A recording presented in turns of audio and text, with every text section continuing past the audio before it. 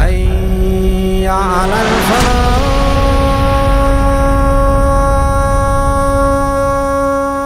اعوذ باللہ من الشیطان اللعین الرجیم. بسم اللہ الرحمن الرحیم. رب اشرح لی صدری ویسر لی امری واحلل عقدۃ من لسانی یفقہوا قولی. ان اللہ وملائکتہ یصلون علی النبی یا ایھا الذین آمنوا صلوا علیہ وسلموا تسلیما.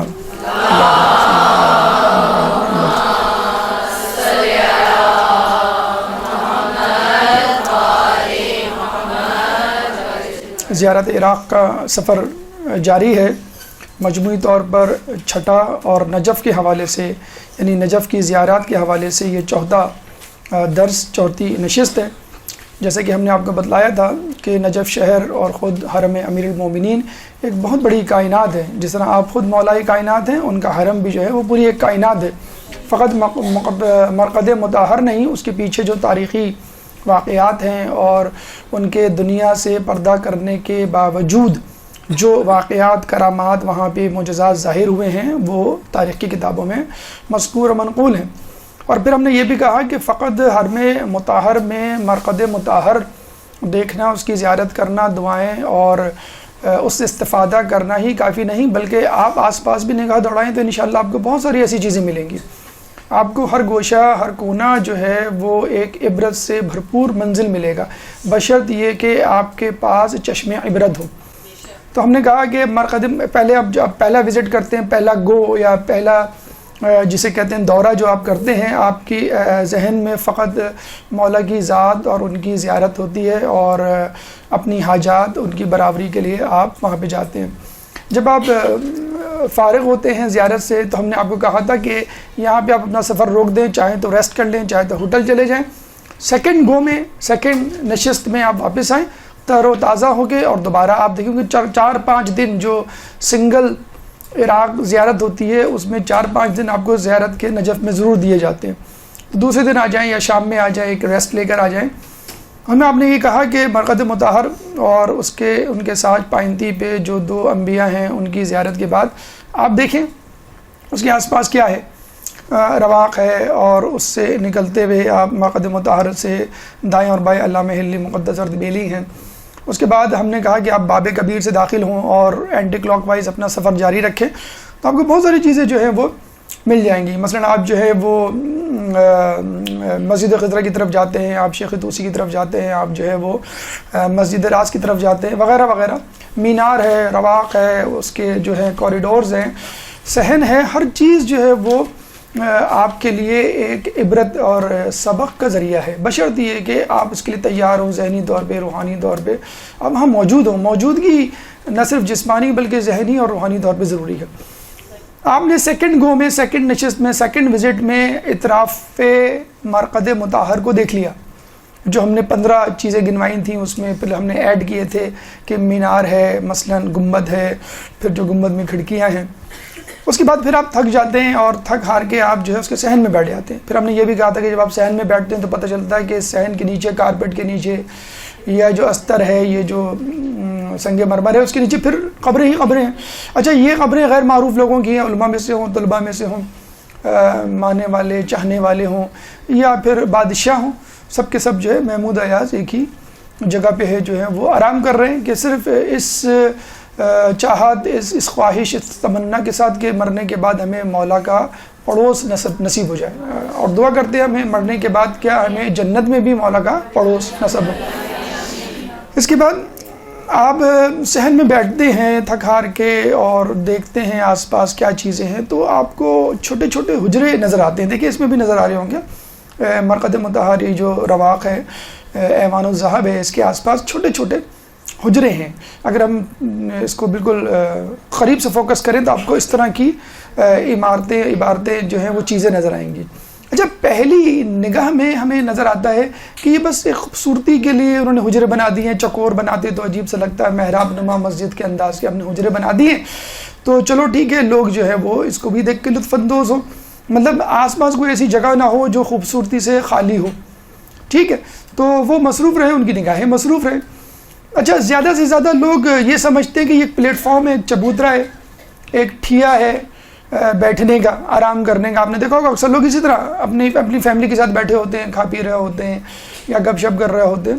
ان کو نہیں معلوم کہ یہ خود حجرے کتنی جو ہے وہ کہانیاں، کتنے واقعات، کتنے پس منظر رکھتے ہیں. اگر ان حجروں کو آپ دیکھنا شروع کر دیں تو آپ کا پورا سال گزر جائے، لٹرلی پورا سال گزر جائے. اگر آپ ان حجروں کو، صرف حجروں کو، جس میں بظاہر کچھ نظر نہیں آتا کہ بس یہ جس طرح مسجد کی محراب ہوتی ہے بس اس طرح کے حجرے ہیں، دیٹس اٹ. اچھا، اس کی ہم تاریخ بتا دیں کہ کیا ہے. انجینئر عالم شیخ بھائی، انجینئر کہنا چاہیے ان کو، یہ اپنے زمانے کے بہت بڑے ماہر فلکیات بھی تھے، اپنے زمانے کے بہت بڑے ماہر تعمیرات بھی تھے، اور اتنے بڑے تعمیرات تھے کہ بادشاہ آنے وقت ان کو بلایا کرتے تھے کہ بھئی آپ یہ بنائیں، یہ بنائیں، یہ بنائیں. حتیٰ کہ ان کی بنائی ہوئی عمارتیں، 16ویں صدی کی ان کی بنائی ہوئی عمارتوں کو یونیسکو نے، یونائٹڈ نیشن نے باقاعدہ طور پر پریزرو کر لیا. جیسے ہم نے بتا نا آثار قدیمہ کے طور پہ کہ بھئی ان آثار کو پریزرو رہنا چاہیے، ان کو ٹوٹنا نہیں چاہیے. جس میں جو بن مینارے کبھی ہم تذکرہ کریں گے، حمام ہے جو برسوں تک بغیر آگ جلائے گرم پانی دیتا رہا، وہ اس کے پیچھے کیا فلسفی تھی. باغ ہے اصفہان میں، وہ بھی شیخ بہائی پہ جب انشاءاللہ گفتگو کریں گے تو آپ کو بتلائیں گے کہ ان کی شخصیت کتنی ماشاءاللہ عجوبہ روزگار تھی، اور ہشت پہلو جو ہے وہ شخصیت رکھتے تھے. جادو یہ جانتے تھے، ایسٹرولوجی، میتھمیٹکس، مطلب ہر قسم کے علوم پر ان کی دسترستی اور مقدس ارتھ بیلی کے ہم اثر تھے. اچھا، اس زمانے کے بادشاہ وقت نے ان کو ہائر کیا اور کہا کہ بھئی یہ ہم نے مرقد مطہر امام علی کا روزہ جو ہے اس کو تعمیر کرنا ہے. تو ان کی مدد سے باقاعدہ جو ہے وہ روزہ ہم نے آپ کو بتلایا تھا کہ اینٹیں تو لگائی تھیں نادر شاہ نے، لیکن اس کی ڈیزائننگ وغیرہ جو ہے وہ انجینئر شیخ بھائی نے کی تھی. اچھا، شیخ بھائی صرف انجینئر نہیں تھے، بلکہ آپ کے یہاں جو سمدیہ کتاب پڑھائی جاتی ہے، انتہائی مشکل کتاب ہے نحو کی، سیکنڈ ایئر تھرڈ ایئر میں نحو کی، تو بہترین کتاب ہے. تو وہ اس کتاب کو بھی مطلب باقاعدہ نہ صرف اہل تشیع بلکہ اہل سنت کے مدارس میں ہی پڑھایا جاتا ہے اور لوگ جو ہے استفادہ کرتے ہیں. اور باقی بہت ساری انہوں نے کتابیں لکھی. اچھا، یہاں ہم یہ بتا دیں کہ یہ جو نجف ہے یا حرم ہے، ان میں جو علماء ہیں، ان میں دو قسم کے علماء ہیں. ایک تو وہ علماء ہیں جو دفن ہیں، آپ نے ان کا نام دیکھ لیا، تختی دیکھ لی، آپ نے فوراً جو ہے وہ اپنا کمپیوٹر اسٹارٹ کیا اور ان کے زمانے میں چلے گئے اور ان کے بارے میں آپ نے کھنگالنا اور اپنے دماغ کو ٹٹولنا شروع کر دیا. لیکن ان میں وہ لوگ بیچارے رہ جاتے ہیں کہ جو یہاں آئے 10-12 سال بلکہ عمر گزار دی، لیکن اتفاق سے اپنے ملک گئے، وہاں انتقال ہو، وہیں دفن ہو گئے یا ضرورتاً چلے گئے. امام خمینی نے 10-12 سال گزارے یہاں پر، اور ان کی پوری اگر آپ وہ نجف کی زندگی پڑھیں تو وہ بھی ماشاءاللہ دلچسپی سے خالی نہیں ہے. تو بہت سارے علماء آئے، یہاں رہے، اس کے بعد چلے گئے. تو ان کا تو ذکر ہم نہیں کر سکتے کیونکہ وقت کی کمی ہے، لیکن بہرحال جتنا ہو سکے گا ہم آپ کے سامنے علماء کے حالات پیش کریں گے جو یہاں پر موجود ہیں. انجینئر شیخ عالم بہائی نے حجرے بنائے. اچھا، آپ کہیں گے کہ ٹھیک ہے، لیکن اس میں کیا ایسی خاص بات ہے؟ ایک ڈیزائننگ ہے محراب کی شکل کی، وہ ایک بچہ بھی جیومیٹری کی مدد سے بنا سکتا ہے. لیکن ان کا کمال یہ نہیں ہے، ان کا کمال ایک اور ہے جس پہ ابھی تک ہم یہ سمجھتے ہیں کہ باقاعدہ کوئی ریسرچ نہیں ہوئی ہے. وہ کیا کمال ہے؟ یہ ایسٹرولوجسٹ تھے. اچھا، ہمارے یہاں علم فلکیات میں یہ کہا جاتا ہے کہ ہر ستارہ ایک علم کا مربی ہے. ٹھیک ہے، اگر وہ ستارہ آسمان پر نمودار ہو اور اس ستارے کی سمت کر کے بیٹھا جائے تو آپ جس علم کا وہ مربی ستارہ ہے وہ علم آپ بہت جلدی حاصل کر لیں گے. میتھمیٹکس کا الگ ستارہ ہے، علم فلکیات کا الگ ستارہ ہے، کیمسٹری کا الگ ستارہ ہے، تاریخ کا الگ ستارہ ہے، لسانیات کا الگ ستارہ ہے. تو انہوں نے اس طرح 54 حجرے بنائے، 54 حجرے. اور 54 حجروں کا مطلب ہے 54 علم، 54 علم مطلب 54 ستارے. اب یہ ہمارا کام ہے کہ ہم معلوم کریں کہ یہ جو 54 علوم ہیں ان کا مربی ستارہ کون ہے اور کب نمودار ہوگا، کس دن نمودار ہوگا، کس وقت نمودار ہوگا، رات کے کون سے پہر ہوگا اور کس ڈائریکشن میں ہوگا، اور اس کا حجرہ کون سا ہے. آپ کو وہاں اس حجرے میں جا کے بیٹھنا ہے اور وہ علم اور وہ کتاب لے کے بیٹھنی ہے. اور آپ نے میرے خیال میں شاید یہ غور بھی کیا ہوگا، کبھی کبھی چیزیں بڑی جلدی یاد ہو جاتی ہیں اور کبھی کبھی جو گھنٹوں آپ رٹ رہے ہوتے ہیں اور پوچھ رہے ہوتے ہیں، لوگوں سے ڈسکس کر رہے ہوتے ہیں، وہ سمجھ بھی نہیں آتی. کبھی جو ہے وین میں جا رہے ہوتے ہیں، وین میں جاتے جاتے ایک دم سے ایک بات ذہن میں آتی ہے، ارے یار اس کا تو مسئلہ یہ ہے اور یہ چیز تو وہاں رکھی ہوئی ہے، وہاں کتاب میں جو ہے صفحہ نمبر فلاں جگہ پہ یہ موجود ہے. تو علماء عالم یہ کہتے ہیں کہ یہ ایک خاص وقت ہوتا ہے کہ جس میں جو ہے وہ ستارہ اپنی پوزیشن میں آتا ہے اور آپ وہاں بیٹھ جائیں. اب اس پہ ریسرچ کرنے کی ضرورت ہے.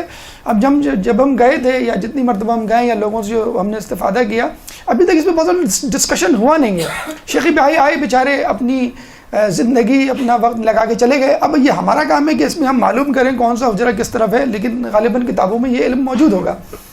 تو یہ بھی ایک ہے, اگر آپ 54 دن وہاں ٹھہریں یا اپنے علوم کے حوالے سے چاہیں کہ بھی میرے بچے کا مثلا میتھمیٹکس کمزور ہے, میرے بچے کا جو ہے وہ فلکیات کا علم جو کمزور ہے یا جغرافی کمزور ہے, وہ حجرہ لوکیٹ کر لے, اس حجرے سے متعلق جو ستارہ ہے مربی ستارہ اس کو لوکیٹ کر لے اور اس وقت وہاں بیٹھ جائے وہ کتاب لے کر. اور ابھی بھی آپ حرم جائیں تو صحن فاطمہ میں آپ کو جا بجا طلباء اور اساتذہ نظر آئیں گے کہ وہاں بیٹھ کے جو ہے وہ پڑھ رہے ہوتے ہیں, گروپس ہوتے ہیں, دائرے بنے ہوئے ہوتے ہیں اور اس میں وہ علم حاصل کر رہے ہوتے ہیں.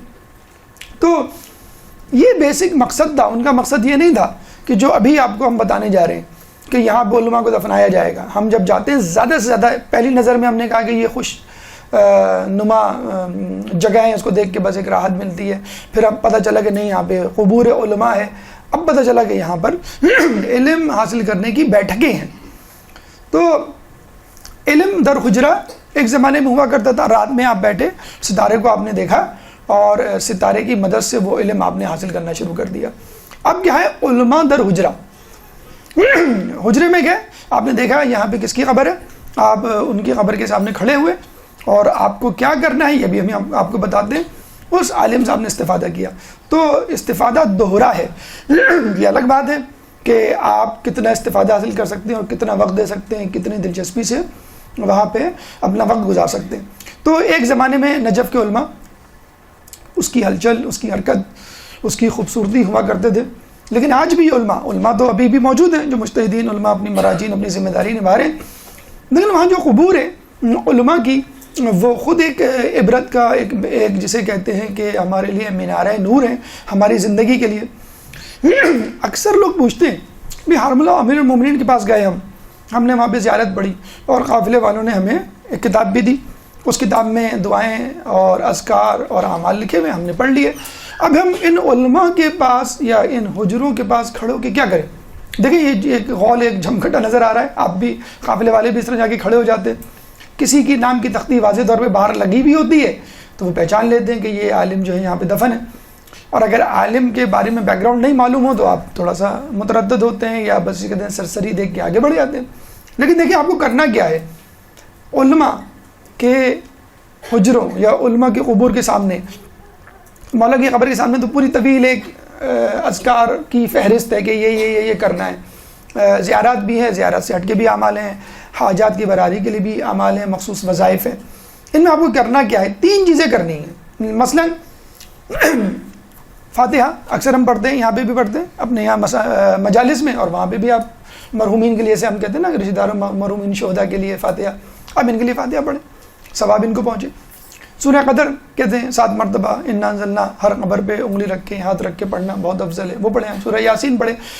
جتنی بھی صورتیں آپ کو یاد ہیں وہ آپ پڑھیں اور ان کا ہدیہ ان کو کریں. قیامت میں ہو سکتا ہے انشاءاللہ ہمیں یہ نظر آ جائیں, شیخ بھائی نظر آ جائیں, شیخ بھائی تو نہیں ہے وہاں پہ, شیخ مرزا انصاری نظر آ جائیں, آپ کو جو ہے وہ خوئی صاحب نظر آ جائیں, ہم کو کہیں گے بھی ہم نے آپ کو ہدیہ کی تھی سورہ فاتحہ, اس کا ذرا ثواب آپ کو پہنچا ہوگا, اس کا ذرا ہمیں احسان تو چکا دیں تھوڑا سا, آپ کے لیے تو کوئی مسئلہ نہیں ہے.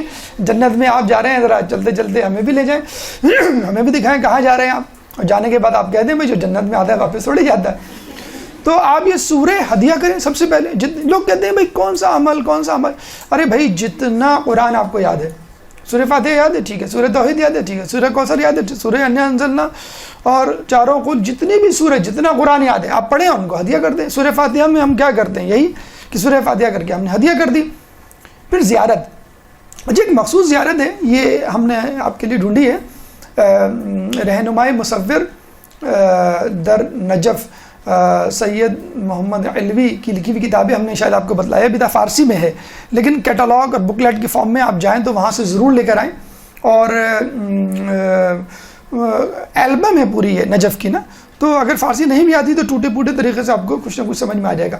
تو وہاں پہ یہ زیارت نقل ہے شیخ مفید سے, تو اگر آپ چاہیں تو اس کا اسنیپ شاٹ لے لیں اور لے کے چلے جائیں. موبائل تو شاید وہاں الاؤ نہیں ہوگا, لیکن یہ کتاب آپ لے کے چلے جائیں. یہ شاید ہمارے یہاں کی کتابوں میں نہیں ہوتا, تو یہ ہے السلام علیکم یا بحر العلوم و کنزہا، یعنی علم کے سمندر یا اس کے سمندر. تو یہ آپ زیارت، علماء کی زیارت، معصومین اور انبیاء کی زیارت تو الگ کتابوں میں منقول ہے، روایتوں میں موجود ہے، لیکن شیخ مفید نے سجیسٹ کی ہے کہ یہ روایت آپ پڑھیں جب بھی آپ کسی بھی عالم کی قبر کے پاس جائیں، چاہے وہ حرم میں ہو، اطراف حرم میں ہو، یا وادی سلام میں، یا کسی بھی جگہ پر ہو، کوفہ جاتے ہوئے یا جو ہے وہ کربلا جاتے ہوئے، سامرہ جاتے ہوئے. عالم دین کی بات ہو رہی ہے یہاں پہ. باقی جو انبیاء ہیں، علماء ہیں، ان کی دو زیارتیں آپ کو کتابوں میں مل جائیں گی. تو یہ کتاب، یہ زیارت جو ہے وہ آپ کو اس کتاب میں مل جائے گی. میرے خیال میں اتنی بھی ہے کہ آپ اس کو پڑھ بھی سکتے ہیں، چاہیں تو آپ یہیں سے پڑھ کر ان کو ہدیہ کر دیں، یہ کتاب لے لیں. تو یہ زیارت، جیسے آپ کہہ رہے ہیں نا کہ ہم کریں کیا، علماء کی قبر کو بس جا کے اس کی تختی کو تکتے رہیں، ہمیں تو بعض اوقات معلوم بھی نہیں ہوتا ان کے حالات کیا ہیں. تو کم از کم آپ یہ کر سکتے ہیں کہ فاتحہ، سورہ قدر، دیگر سورہ اور زیارت، دعا.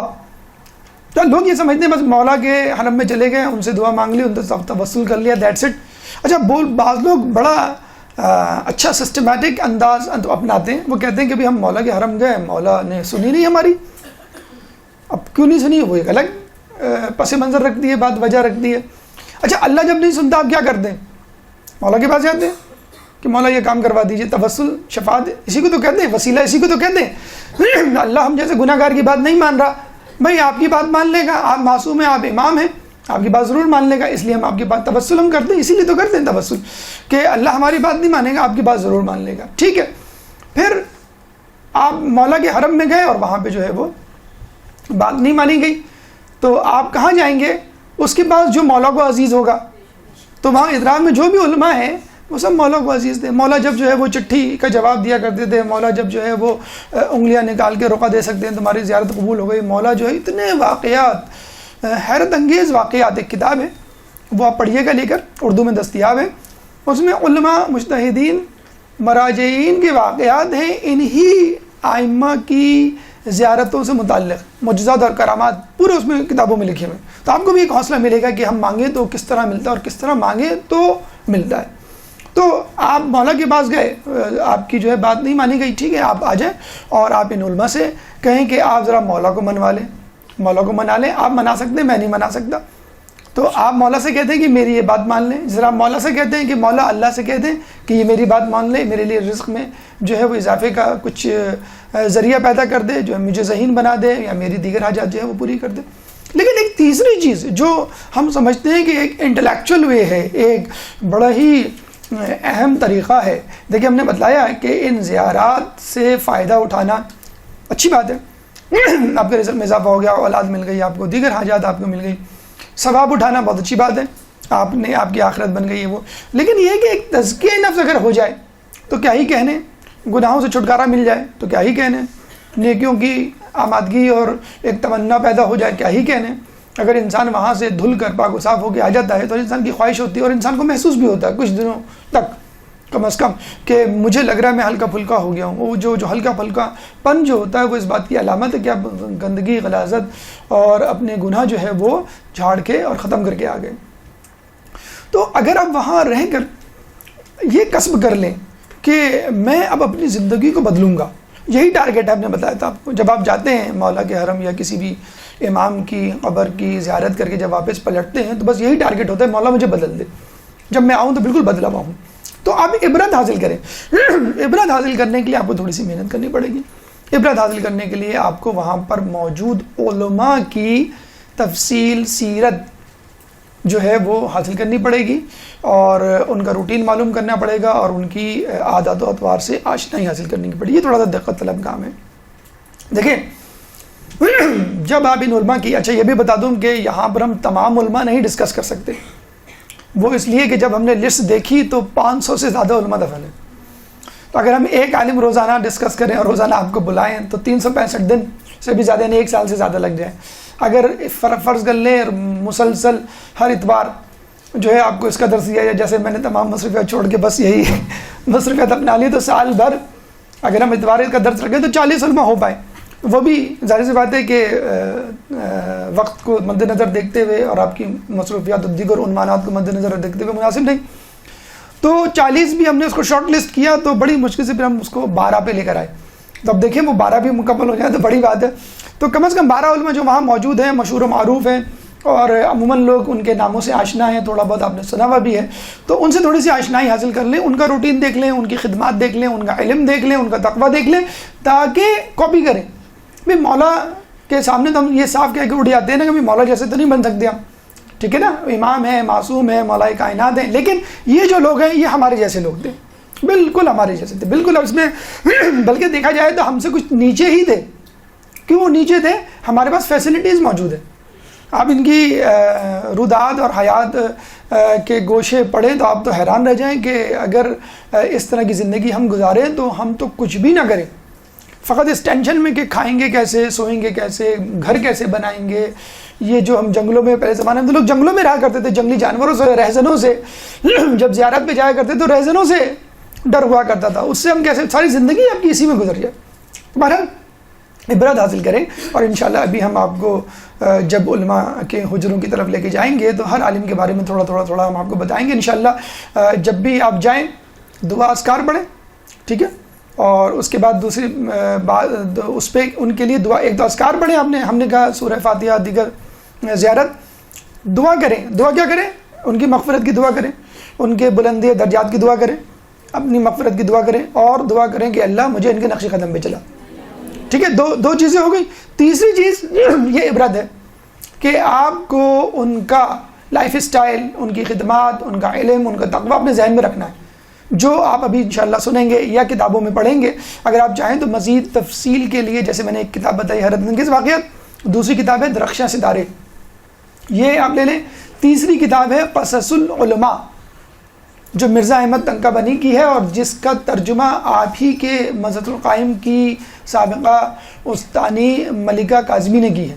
تو یہ بھی آپ کے مدرسے کی ایک بہت بڑی جو ہے وہ فضیلت ہے کہ آپ کے مدرسے کی خاتون نے اس 150 علماء کے واقعات ہیں، قصص العلماء، جیسے قصص الانبیاء ہے، قصص العلماء 150 افراد علماء کے واقعات اسے موجود ہیں. درخشاں ستارے چھوٹی سی کتاب ہے، سب اردو میں اویلیبل ہے آپ کی، اور عبرت انگیز واقعات، یہ 3 کتابیں. اس کے علاوہ islamiclaws.com کتاب بہت اچھی ویب سائٹ ہے، اس میں آپ جائیں، لیکن تمام مٹیریل انگلش میں ہے اس میں.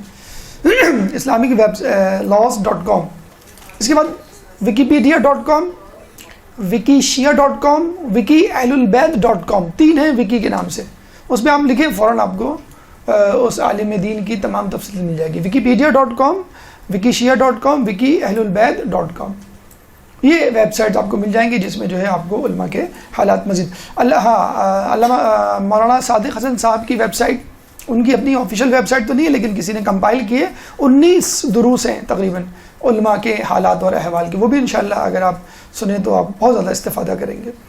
تو یہ ویسے تو اعیان الشیعہ نام کی کتابیں وہ عربی اور فارسی میں پھر ہیں، وہ تو بہت تفصیل ہے، اگر ابھی اردو کی کتابیں بھی پڑھ لیں گھول کے تو بس اس زندگی کے لیے کافی ہے. اچھا دیکھیں، ابھی میں نے آپ کو بات کی ان کا روٹین، ان کے حالات زندگی، ان کا تقویٰ اور ان کا انداز فکر دیکھ کے آپ کیسے سیکھیں. ابھی میں کل ہی کی بات ہے، میں عادت ہے کہ درس سے پہلے جو ہے وہ ویب سائٹس اور نیوز ویب سائٹس کو دیکھنا کھنگالنا. تو ایک امریکن فرم کے بارے میں نے پڑھا، تو اس کے باس کا انٹرویو دیا ہوا تھا. اس میں یہ نوجوانوں کو خصوصاً میں سنا رہا ہوں یہ بات، اس کے باس کا انٹرویو دیا ہوا تھا اور وہ ایک ایڈورٹائزمنٹ کمپنی تھی، اور اس کمپنی نے بہت تیزی سے ترقی کی تھی، اور ود ان فیو ایئرس جو ہے 55 امپلائی اس نے ہائر کر لیے تھے. اور وہ خود لڑکا دیکھا جاتا ہے، لڑکا ہے باس، جسٹ 25 ایئرس، 25 سال کا وہ لڑکا ہے. ٹھیک ہے، اب اس کا روٹین سنیے آپ. وہ کہتا ہے کہ یہ جو ہوتا ہے نا لائف اور کام میں بیلنس، یہ مجھے نہیں آتا. زندگی نام ہی ہے کام کام کام. وہی بات جو قائد اعظم کہہ کے گئے تھے، وہی بات جو آیت اللہ مرشد نجوی نے کہا تھا کہ 40 سال تک میں نے کوئی چھٹی کے مفہوم سے میں ناشنا ہوں. ٹھیک ہے، تو اس کا روٹین کیا تھا؟ 4:30 بجے میں روزانہ اٹھ جاتا ہوں. اس کے بعد کیا کرتا ہوں؟ میڈیٹیشن، 20 منٹ تک میں غور و فکر تفکر کرتا ہوں. اس کے بعد میں ایکسرسائز کرتا ہوں. اس کے بعد میں آفس جاتا ہوں اور 10 بجے تک کام کرتا رہتا ہوں مسلسل. وہاں آفس میں نے بالکل ایک رنگ انوائرمنٹ بنایا ہوا ہے. وہاں پہ یوگا بھی ہوتا ہے، وہاں پہ کھانے بھی ہوتے ہیں، وہاں پہ اسپورٹس بھی ہوتا ہے. اور میری امپلائی کو یہ حق حاصل ہے چاہے وہ جتنے دن کی چھٹی کرے، اپلیکیشن بھی نہ دے، میں 1 مہینے کی چھٹی پہ جا رہا ہوں، جاؤ بھائی، کوئی مسئلہ نہیں ہے. پھر لوگ تو ناجائز فائدہ اٹھاتے نہیں، آ جاتے ہیں فوراً کہ نہیں ہمیں مزہ نہیں آ رہا، ہمیں کام میں مزہ آ رہا ہے. اب آپ دیکھیے کہ ہمارا نوجوان جب یہ امریکن ایپ کمپنی بلا بلا بلا کی باتیں سنتا ہے تو فوراً امپریس ہو جاتا ہے, واہ کیا بات ہے بھائی, یہ ہوتا ہے لائف اسٹائل, یہ آدمی کو صبح اٹھنا چاہیے, میڈیٹیشن کرنی چاہیے, اور پھر جو ہے دن رات. تو بھائی آیت اللہ مرشد نجفی کیا کرتے تھے, سید محدث نوری کیا کرتے تھے, شیخ عباس قمی کیا کرتے تھے, شیخ مرزا انصاری کیا کرتے تھے, پڑھے ہم ان کی حالت. شیخ محدث نوری جا کے فجر کی اذان سے پہلے چراغ جلایا کرتے تھے, ارلی برڈ جسے کہتے ہیں, پہلا آدمی جو جا کے کھولے اور خدام کے ساتھ جو ہے وہاں پہ جھاڑو لگائے اور چراغ جلائے. تو 4:30 بجے بھائی وہ بھی اٹھتے تھے. ہم آپ سے کہہ رہے ہیں کہ فجر میں 1 گھنٹہ پہلے اٹھ جایا کرو, نماز شب پڑھا کرو. نہیں نماز شب, ارے یہ امریکنز کہہ رہے ہیں میڈیٹیشن کرو. کیا ہوتی میڈیٹیشن, یوں کر کے بیٹھے ہیں آپ 10 منٹ تک تفکر کریں. بھائی یہ کیا ہے, آپ آنکھیں کھولیں دیکھیں آپ کی دنیا کہاں ہے, آپ کے سامنے مصلی بچھا ہوا ہے اور نور افشانیاں ہو رہی ہیں سحر کی, آپ اس کو دیکھیں. تو یہ نماز شب آپ کو یہ سکھا تو رہی ہے, آپ میڈیٹیشن کے چکر میں جو ہے وہ بیٹھے ہوئے ہیں آپ کو. اچھا آپ کہہ رہے ہیں کہ گوگل کمپنی میں بڑا فرینڈلی انوائرمنٹ ہوتا ہے, کھانا پینا گپ شپ اور گھومنا پھرنا اور اسپورٹس کی فیسلٹیز یہ وہ. ہمارے یہاں بھی ایک آفس کھلا تھا جو ابھی اس پہ بین لگا, پھر دوبارہ ابھی جو ہے وہ کھلنے جا رہا ہے بہرحال. تو ہمارے یہاں ایسا نہیں ہوتا کیا؟ اب آپ کو بتایا جائے کہ پہلے زمانے میں قم اور نجف میں کیا انداز فکر ہوتا تھا پڑھائی کا. اچھا نجف میں تو ابھی ہماری ایک صاحب سے بات ہو رہی تھی, نجف سے آئے تھے, وہ ہم نے خود بھی نوٹ کیا کہ بھائی وہاں کیا انداز ہے. انداز یہ ہے کہ بھائی یہ مشاعرہ آپ کو ہم نے بتایا تھا ہیوج اماؤنٹ کا مشاعرہ مل رہا ہے. پچھلی مرتبہ منہ سے نکل بھی گیا تھا, دوبارہ نکل جاتا, لوگ کہیں گے پتہ نہیں کیا, شاید اس کے پیچھے پڑ گئے کہ یہ بڑی اٹریکٹیو اماؤنٹ ہے. تو وہ مشاعرہ ملتا ہے. اچھا پھر کیا کرنا ہے, آپ کی مرضی. کیا مطلب مرضی؟ مرضی ہے اب آپ جس سے بھی پڑھیں, جہاں بھی پڑھیں. مدرسہ آپ کی مرضی, جو بھی مدرسہ جوائن کر لیں. اگر مدرسے کی ٹائمنگ سے گھبرا رہے ہیں آپ, کوئی بات نہیں, آپ مدرسے میں نہ پڑھیں, پھر کس سے پڑھو, کسی بھی استاد کو ڈھونڈ لیں, اپنے کسی سینئر اسٹوڈنٹ کو بول لیں, پاکستان سے گئے ہوئے کسی ٹیچر سے ڈھونڈ لیں کہ چھٹی لینے میں آسانی ہو. نہیں بھائی چھٹی لینے میں آسانی نہیں ہو, آپ جب چاہیں چھٹی کریں, بول دیں صرف اپنے استاد کو کہ میں جا رہا ہوں, ٹھیک ہے آپ جائیں, پھر کوئی مسئلہ نہیں, پھر آپ آ جائیں, آپ کا مشاعرہ اسکالرشپ جی ملتا رہے گا. تو ہم نے کہا یار یہ تو بہت ہی ریڈیکولس بات ہے کہ آپ کی بالکل چھٹی ہے. اچھا اٹینڈنس, کوئی اٹینڈنس نہیں. اچھا کتاب امتحان, کوئی امتحان نہیں. میں بتا رہا ہوں آزاد جو پڑھتے ہیں ان کی بات کر رہا ہوں میں, مدرسے میں جو پڑھ رہے ہیں وہ ایک الگ سسٹم ہے, لیکن آزاد میں آپ کو آزادی ہے, آپ کر سکتے ہیں. میں گیا, استاد یہ کتاب پڑھنی ہے, کون سی بھی, یہ اصول مظفر. اچھا جو اصول آپ نے جو ہے وہ موجز پڑھ لی, پوچھے کبھی نہیں وہ آپ سے. ہم جائیں ایڈمیشن لینے یہاں پہ کسی اسکول میں, کلاس 8 میں 7 کلاس کی مارک شیٹ دیں آپ, ہم بھی رزلٹ کو نہیں مانتے کیونکہ ہمیں نہیں معلوم کیسا اسکول تھا, آپ کو ٹیسٹ دینا پڑے گا. وہاں پہ معیوب سمجھا جاتا ہے اگر میں کسی کو اپنی کتاب پڑھی, اچھا یہ سوال اس کا جواب بتاؤ, اس کا مطلب میں نے آپ پہ شک کیا, جبھی تو میں آپ کو امتحان لے رہا ہوں. آپ نے کہا مجھے یہ کتاب پڑھنی ہے, بالکل فبیہا, موسٹ ویلکم, اہلاً و سہلاً, مرحبا, پڑھیں آپ. میں آپ سے پوچھوں گا نہیں کہ آپ نے پچھلی کتاب پڑھی کہ نہیں پڑھی. بھئی آپ کے ہاتھ میں یہ کتاب ہے, اسی لیے تو یہ کتاب ہے کہ آپ نے پچھلی کتاب پڑھ چکے ہیں.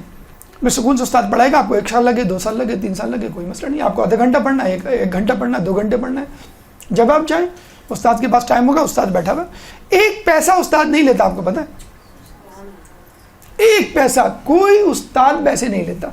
بلکہ ایک صاحب تھے جو قم سے آئے ہوئے تھے, نجف سے نہیں, قم سے آئے ہوئے تھے یہاں پہ, ان سے ہم نے کہا تو ناراض ہو گئے کہ میں آپ سے پیسے لوں گا, کوئی ہو ہی نہیں سکتا, کیسے پیسے لے لوں میں آپ سے. تو بہت ہی معیوب سمجھا جاتا ہے.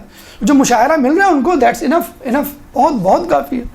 تو آپ دیکھیں گوگل اور یہ جو میں کمپنیز بتاؤں نا امریکہ میں جو اتنی آزادی دے رہی ہیں, ایک فرینڈلی انوائرمنٹ دے رہے ہیں, تو یہ فرینڈلی انوائرمنٹ اور آسانیاں تو نجف اور قم میں بھی. اچھا اب کہیں جا کے نظام تھوڑا سا سخت بنا ہے, کیوں؟ ہم جیسے لوگوں کے جو فائدہ اٹھاتے ہیں اور جو آتے نہیں ہیں اور بس وہاں پہ جو ہے وہ پڑھے ہوئے ہیں. کچھ لوگ کہتے ہیں کہ پڑھ رہے ہیں, کچھ پڑھے ہوئے ہیں, بس مولا کے در پہ پڑے ہیں اور روٹی کھا رہے ہیں اور بس جو ہے مستنڈے ہو رہے ہیں اور کچھ نہیں کر رہے, بس پڑھے ہوئے.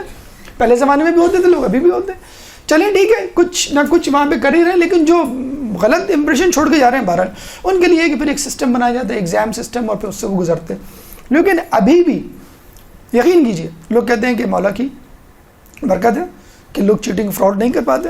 نجف کی اسپیشلی, ابھی نجف تو ابھی بھی اسی ٹکر پہ تقریباً آدھا بن چکا ہے وہ سسٹمیٹک, لیکن آدھا ابھی بھی آزاد ہے کہ آپ کی مرضی. ایک صاحب سے ملے, 7 سال انہوں نے وہاں پہ گزارے, ہم نے کون سے ایگزام دیں, کوئی ایگزام نہیں دیا, ناٹ ایٹ آل. میں نے کہا ماشاء اللہ آپ تو بڑے مشہور و معروف ہیں, آپ زیارت کے قافلے بھی لے کے جاتے ہیں اور ہم نے دیکھا ہے مجالس بھی ماشاء اللہ یوٹیوب پہ بھی ہے, ہر جگہ پہ آپ موجود ہیں. نہیں میں نے کوئی ایگزام نہیں دیا, بس میں اپنے استاد سے پڑھتا ہوں, آپ دیکھ لیجیے.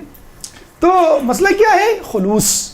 اگر آپ کے خلوص کے اندر خلوص پیدا ہو جائے تو یہ ایگزام تو بچوں والی چیز ہے. اصولاً تو ایگزام آپ پہ شک ہے, ایک شک کی بنیاد ہے کہ میں آپ پہ شک کر رہا ہوں کہ آپ نے پڑھا کہ نہیں. اچھا یہ کتاب پڑھ لی, ٹھیک ہے, اچھا یہ بتاؤ بھائی کیا مطلب, کیا بتاؤ, کیا آپ کو مجھ پہ یقین نہیں ہے؟ بچے کہتے ہیں نا کیا مطلب آپ کو یقین. تو یہ اعتماد ہے جو وہاں کے مراجعین نے, وہاں کے علماء نے, خود اس سے پہلے مولا علی نے اپنے اصحاب کو دیا تھا کہ وہ شک نہیں کیا کرتے تھے. چھٹے امام امام جعفر صادق علیہ السلام,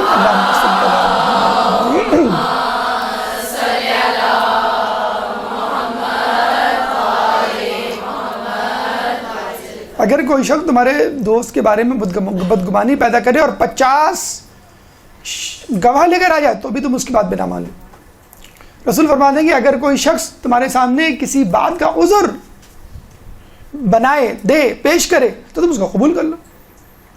تو کسی نے پوچھا کہ اگر اس کے پاس کوئی عذر نہ ہو, ارے اگر اس کے پاس کوئی عذر نہ ہو تو تم خود بنا لو, اس کے کہنے سے پہلے کہہ دو اچھا طبیعت خراب ہوگی اس لیے نہیں ہے. یہ ہے خلوص, یہ ہے اعتماد جو ہم اپنے بچوں کو نہیں دے رہے. بچے سے پوچھتے ہیں ہم ہوم ورک کیا جی کر لیا, دکھاؤ ذرا. ہمارا انداز ہی پولیس مین نہیں ہوتا چالان کرنے کھڑے ہوئے سینٹرل جیل میں, کوئی دکھاؤ ذرا. اگر نہ کیا ہوا ہو تو آج تمہاری خیر نہیں ہے. تمہارے ابا کو میں جو ہوں وہ ڈنڈا ہاتھ میں دوں گی اور سب بچوں کو کھڑا کروں گی, تمہارا تماشا. یہ انداز ہے ہمارا. گھر سینٹرل جیل بنا ہوا ہے, بچے جو ہے وہ مجرم بنے ہوئے ایک لائن سے کھڑے ہوئے ہیں, ابا آتے ہیں سر قلم کرنے کے لیے رات کو. مطلب یہ جب ماحول بنے گا تو بچوں میں اعتماد نہیں پیدا ہوگا. جب اعتماد نہیں پیدا ہوگا تو پھر دیکھیں نا, تمام تر سسٹمز ہونے کے باوجود آپ اسی کرپشن سے گزر رہے ہیں. بہرحال تو یہ دیکھیں وہ ہے حجرے ہیں, اس کا میپ ہے. یہ اسی کتاب فارسی کی جو کتاب ہے تصور مصور ہائے قم. دیکھیں آپ یہ اگر آپ نے غور کیا ہوگا تو ہم نے آپ کو جو روٹ آف انٹری دی تھی وہ کہاں کی دی تھی, باب کبیر, جو مشرق کی سمت ہے یہ والا ہے. ٹھیک ہے, یہ وہ باب ہے کہ جس میں آپ ایوان الذہب کے سامنے کھڑے ہوتے ہیں اور مولا کی پائنتی کے سامنے سے آپ داخل ہوتے ہیں. ٹھیک ہے, اب آپ یہاں سے داخل ہوئے, آپ لیفٹ میں مڑ جائیں, لیفٹ میں مڑ کے آپ تھوڑا سا آگے جائیں. اصولاً تو یہ حجرے کہاں سے شروع ہوتے ہیں, ایگزیکٹلی یہاں سے. دیکھیں رواق ابو طالب آپ نے پڑھا ہوگا, یعنی باب کبیر سے بالکل آپ ہیلی کاپٹر پہ جا رہے ہیں فرض کر لیں, یا ڈرون, آج کل تو ڈرون آ گیا, یہ اوپر سے آپ جا رہے ہیں ڈائریکٹ آپ پہنچ گئے رواق میں. ٹھیک ہے, یہاں ہے حجرہ نمبر 1, 2, 3, پھر 4, یہ تمام چیزیں یہ ہوتے چلے جائیں گے. ٹھیک ہے, اچھا اس کے بعد سوری یہ ہے باب کبیر, یہ ہے باب کبیر. اس پہ آپ فرض کر لیں ایریل ویو میں ہیلی کاپٹر میں آپ آئے, یہ جو ہے یہاں پہ رواق ابو طالب, اور یہ نمبر 1 حجرہ جہاں پہ حجرہ امام زمانہ تھا, یہ دوسرا, پھر تیسرا,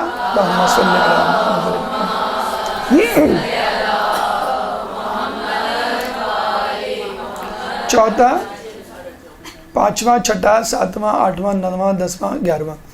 میں نے آپ کو بتایا تھا 54 ہے. اگر ان 54 میں جو موجود علماء ہیں, 500 کی لسٹ دی ہوئی ہے, میں نے آپ کو بتایا islamiclaws.com پہ آپ جا کے پوری لسٹ آپ دیکھ لیں.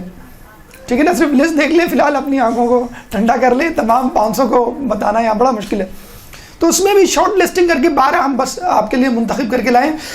اس میں پتہ نہیں کتنے ہو پاتے ہیں. بہرحال اب آپ یہ جو ہے حجرے سے شروع ہوئے اور یہاں پر پہنچے. یہاں پر کیا ہے, کون سا باب ہے, باب قبلہ.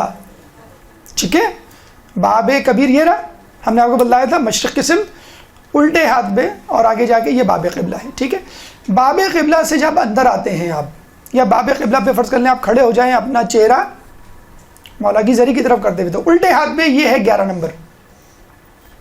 ٹھیک ہے, یہ ہے شیخ مرزا انصاری کا جو ہے آخری کونا, آخری آرام گاہ. یہاں سے ہم اسٹارٹ کر رہے ہیں. ٹھیک ہے, ہم تمام حجروں کو نہیں دیکھ سکتے, وقت کی کمی ہے, تو چیدہ علماء اور ان کے حالات ہیں. ٹھیک ہے, تو یہ آپ کو لوکیشن بس سمجھ میں آ جانی چاہیے. دیکھیں یہ لوکیشن آپ جو ہے بہت اچھی طرح حفظ کر لیں. انشاءاللہ جب مولا کے آپ حرم جائیں گے تو سیدھے ہاتھ پہ, الٹے ہاتھ پہ, آگے پیچھے جو بھی چیزیں ہیں انشاءاللہ جب آپ دیکھتے چلے جائیں گے اور ذہن میں وہ تصویریں آتی چلی جائیں گی ان شخصیات کی, ان شخصیات سے وابستہ واقعات کی, کہ ان کے ساتھ ساتھ کیا ہوا. تو خود بخود ایک طہارت, ایک پاکیزگی آپ کے اندر پیدا ہو جائے گی. آپ جاتے ہیں حج کرنے, مقام ابراہیم ایک دم سے سامنے آ جاتا ہے, فوراً ابراہیم علیہ السلام ذہن میں آ جاتے ہیں. آپ جاتے ہیں صحیح کرنے تو صفا مرفا کے درمیان تو بی بی ہاجرہ اور جناب اسماعیل فوراً ذہن میں آ جاتے ہیں. ٹھیک. تو 11 نمبر پہ شیخ مرزا انصاری پہلے عالم دین. 11 نمبر حجرے، اس کا مطلب یہ نہیں کہ یہ پہلے حجرے میں ہے، نہیں، یہ 11ویں حجرے میں ہے جو کہ باب قبلہ کے الٹے ہاتھ میں واقع. بالکل آپ جیسے انٹر ہوں گے باب قبلہ کے الٹے ہاتھ پہ.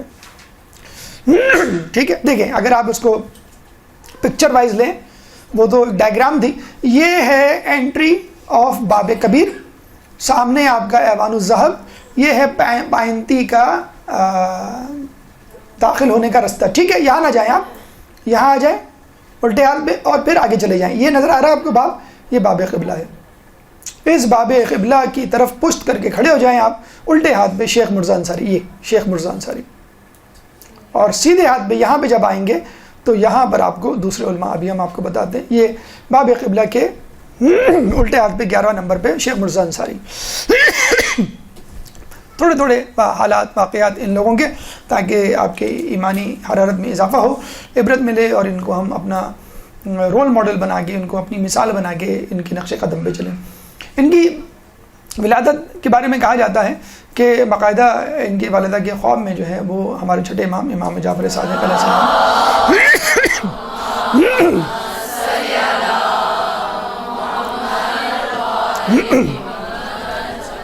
آئے اور آپ کے ہاتھ میں تالائی قرآن، سونے کا قرآن جو ہے وہ دے کے چلے گئے.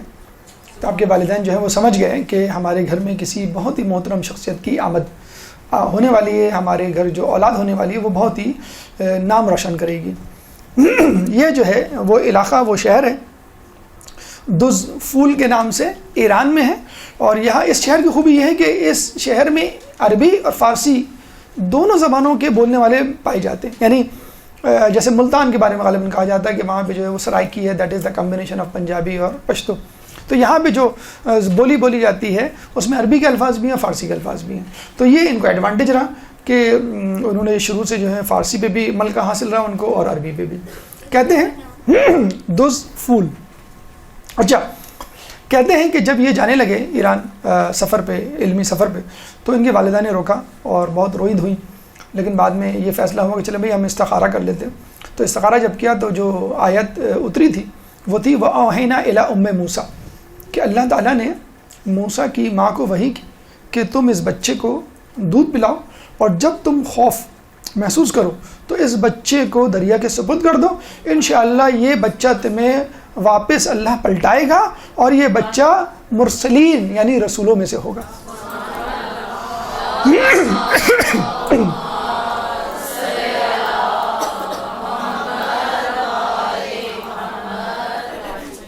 ٹھیک ہے. تو وہ سمجھ گئے کہ ہمارا جو بچہ جو جا رہا ہے وہ صحیح مقصد کے لیے جا رہا ہے. اور کہتے ہیں کہ تقریباً انہوں نے 22 سال ایران میں گزارے تھے. 22 سال. اچھا، یہ گئے تھے زیارت کے لیے، لیکن جب زیارت کے لیے گئے تو لوگوں نے پکڑ لیا ان کو، انہیں ہم نہیں جانے دیں گے. آپ رشتہ دار پکڑ لیتے نا کسی اہم شخصیت، اچھی پیاری شخصیت کو، نہیں ہم آپ کو نہیں جانے دیں گے. پکڑ لیا ہم آپ کو نہیں جانے دیں گے. کیوں؟ آپ میں ہمیں جوہر نظر آ رہے ہیں علم کے، ہمیں آپ سے استفادہ کرنا ہے. حالانکہ نجف کبھی نہیں آئے تھے، وہ ایران میں رہ کے انہوں نے علم حاصل کیا تھا شیخ مرزا انصاری نے. تو ایران میں انہوں نے لوگوں نے روک لیا، اور انہوں نے جو ہے وہ لوگوں کی خواہش کے آگے اپنا گھٹنے ٹیک لیے اپنے. تو پھر وہاں انہوں نے پڑھا اور لوگوں سے استفادہ کیا، علماء سے استفادہ کیا، بڑی علم دین کی خدمت انجام دی. جو پہلا ان کا کارنامہ ہے، اس زمانے میں اخباری فرقہ تھا. کہاں؟ عراق میں، نجف میں اسپیشلی. اخباری فرقہ اس کو کہتے ہیں کہ جو قرآن اور حدیث کو مانتے ہیں، تقلید کو نہیں مانتے. یعنی عقل اور اجماع، 4 ہمارے ستون ہیں، قرآن، سنت، عقل اور اجماع. عقل اجماع کو نہیں مانتے، وہ کہتے ہیں بس قرآن سنت میں جو ہے وہ ہے، اور ہمیں جو ہے تقلید کی ضرورت ہی نہیں ہے، ہم خود پڑھ کے حدیث اور قرآن فیصلہ کر لیں گے. اہل سنت میں اس فرقے کو اہل حدیث کہا جاتا ہے، اور شیعوں میں اس فرقے کو اخباری کہا جاتا ہے. تو تقلید پہ یقین نہیں رکھتے. بس وہ کہتے ہیں کہ دیکھا جائے جب بھی وہ کوئی کتاب پڑھیں گے تو کتاب کے مصنف کی تو بات مانیں گے نا، تو وہ تقلید ہی تو ہوئی. ملٹیپل یا ڈائیورسیفائڈ، اسکیٹرڈ، منتشر تقلید سے بہتر ہے آدمی ایک آدمی کی تقلید کر لے. بس ہم بھی یہی کہتے ہیں. تو اخباری فرقے کی انہوں نے رد کی. ان کا انداز یہ ہوا کرتا تھا کہ وہ مفروضی مسائل، ہائپوتھیٹیکل مسائل پیش کرتے تھے بھئی ایک شخص ہے جو ہے وہ گھر آتا ہے, اس نے آفس میں جو ہے وہ وضو کیا تھا, گھر آ کے اس کو پتہ چلتا ہے کہ نماز کا وقت ہو گیا, وہ سوچ رہا ہے کیا کرے, وضو کرے نہ کرے. ایک ہائپوتھیٹیکل آپ نے بنایا نا, حقیقی مسئلہ تو نہیں, آپ نے ایسے بنا دیا. تو وہ ہائپوتھیٹیکل بہت سارے مسائل بناتے تھے اور لوگوں کے سامنے رکھتے تھے اور پھر لوگ اس کو حل کیا کرتے تھے. اچھا, ارسطو کے بارے میں بھی یہی کہا جاتا ہے, وہ آتا تھا, بیٹھتا تھا, کلاس ولاس نہیں لیتا تھا, نہ کوئی کتاب دیتا تھا, بس آگے آگے ایسے ہی بیٹھ جایا کرتا تھا اور بیٹھ کے کہتا تھا کہ میرے ذہن میں ایک سوال آ رہا ہے, کس کا کیا جواب ہوگا, بتاؤ تم لوگ, بتاؤ تم بتاؤ, تم بتاؤ, تم بتاؤ. وہ اس چکر میں, اور لوگ کہتے تھے یہ ٹائم پاس کرنے کے لیے آئے, میں پڑھا پڑھا نہیں ہے, درس کی تیاری نہیں کی ہے. لمز میں بھی ایک استاد کو نکالا گیا ہے ابھی اسی اسٹائل کی بنیاد پر کہ آپ کیا ارسطو بننے جائے ہیں, ہود بھوئے جائے غالباً ان کا نام ہے. تو وہ وہاں بیٹھے, وہ بھی اس طرح انہوں نے اسٹائل شروع کر دیا, انہوں نے بھی جو ہے وہ ٹاپک نہیں بتایا, نہ وہ سلیبس کچھ نہیں, بس اس طرح آگے بیٹھ کے انہوں نے پڑھنا شروع کیا. خیر پڑھا تو رہے تھے لیکن لوگوں نے کہا نہیں ہمیں نہیں چاہیے. بہرحال ارسطو کا یہ انداز تھا, اور یہ شیخ مرزا انصاری کا بھی اسٹائل تھا کہ آگے بھائی سوال دے دیا, بھائی بتاؤ اس کا جواب. لوگ لگے ہوئے ہیں کہ بھائی فلاں اصول قوانین کے تحت, فلاں اصول کے تحت یہ ہوگا یہ ہوگا. پھر آخر میں وہ تمام کی باتیں سن کے تم نے صحیح کہا, تم نے تقریباً صحیح کہا, تم نے تھوڑا سا صحیح کہا, دیکھو اس کا جواب یہ ہے, قرآن میں یہ لکھا ہے, اور سننا وہ پورا اور بہت ہی انٹرسٹنگ وے میں. اور کہتے ہیں کہ توضیح, آپ میں سے اگر کوئی توضیح پڑھاتا ہے یا کوئی مسائل پڑھاتا ہے, اس کا طریقہ یہی ہے, کبھی بھی ٹرمینالوجی کو انٹروڈیوس نہ کروائیں. کبھی بھی ٹرمینالوجی کو مثلاً آپ نے کہا کہ دیکھیں اس میں جو ہے وہ اس کا جو ہے فتویٰ جو ہے عمل کرنا پڑے گا آپ کو, اور اگر آپ کو فلاں علم مل جاتا ہے تو آپ اس کے فتوے پہ عمل کر لیں. سمجھ میں آ گیا, ہاں کوئی مسئلہ تھوڑی ہے, اس کو احتیاط واجب کہتے ہیں. اور آپ نے پہلے ہی بتا دیا احتیاط واجب کسے کہتے ہیں, تو آپ پریشان ہو جائیں گے آپ. تو مفروضی مسائل اور ان کا حل, اس طرح وہ لے کے جو ہے وہ اپنے درس کو چلتے تھے. رسائل مقاصد, بہت کتابیں لکھی. رسائل مقاصد 2 کتابیں ہیں جو کہ حوزہ علم میں پڑھائی جاتی ہیں. حوزہ علم میں تقریباً 15-20 کتابیں تو پڑھائی جاتی ہوں گی, ٹھیک ہے, جن کو پڑھ کے آپ درس خارج میں جاتے ہیں. 13ویں سال 14ویں سال رسائل مقاصد پڑھائی جاتی ہے. 15ویں سال کفایہ پڑھائی جاتی ہے.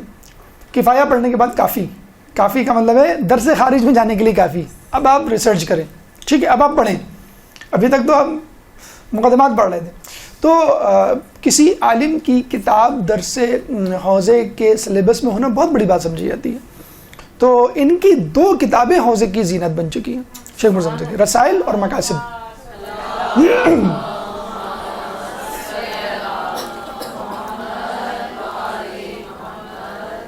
اس طرح شیخ طوسی کی بھی 2 کتابیں کتب اربعہ میں شامل ہیں. 4 کتابیں, 2 کتابیں شیخ طوسی کی, ٹھیک, رسائل اور مقاصد.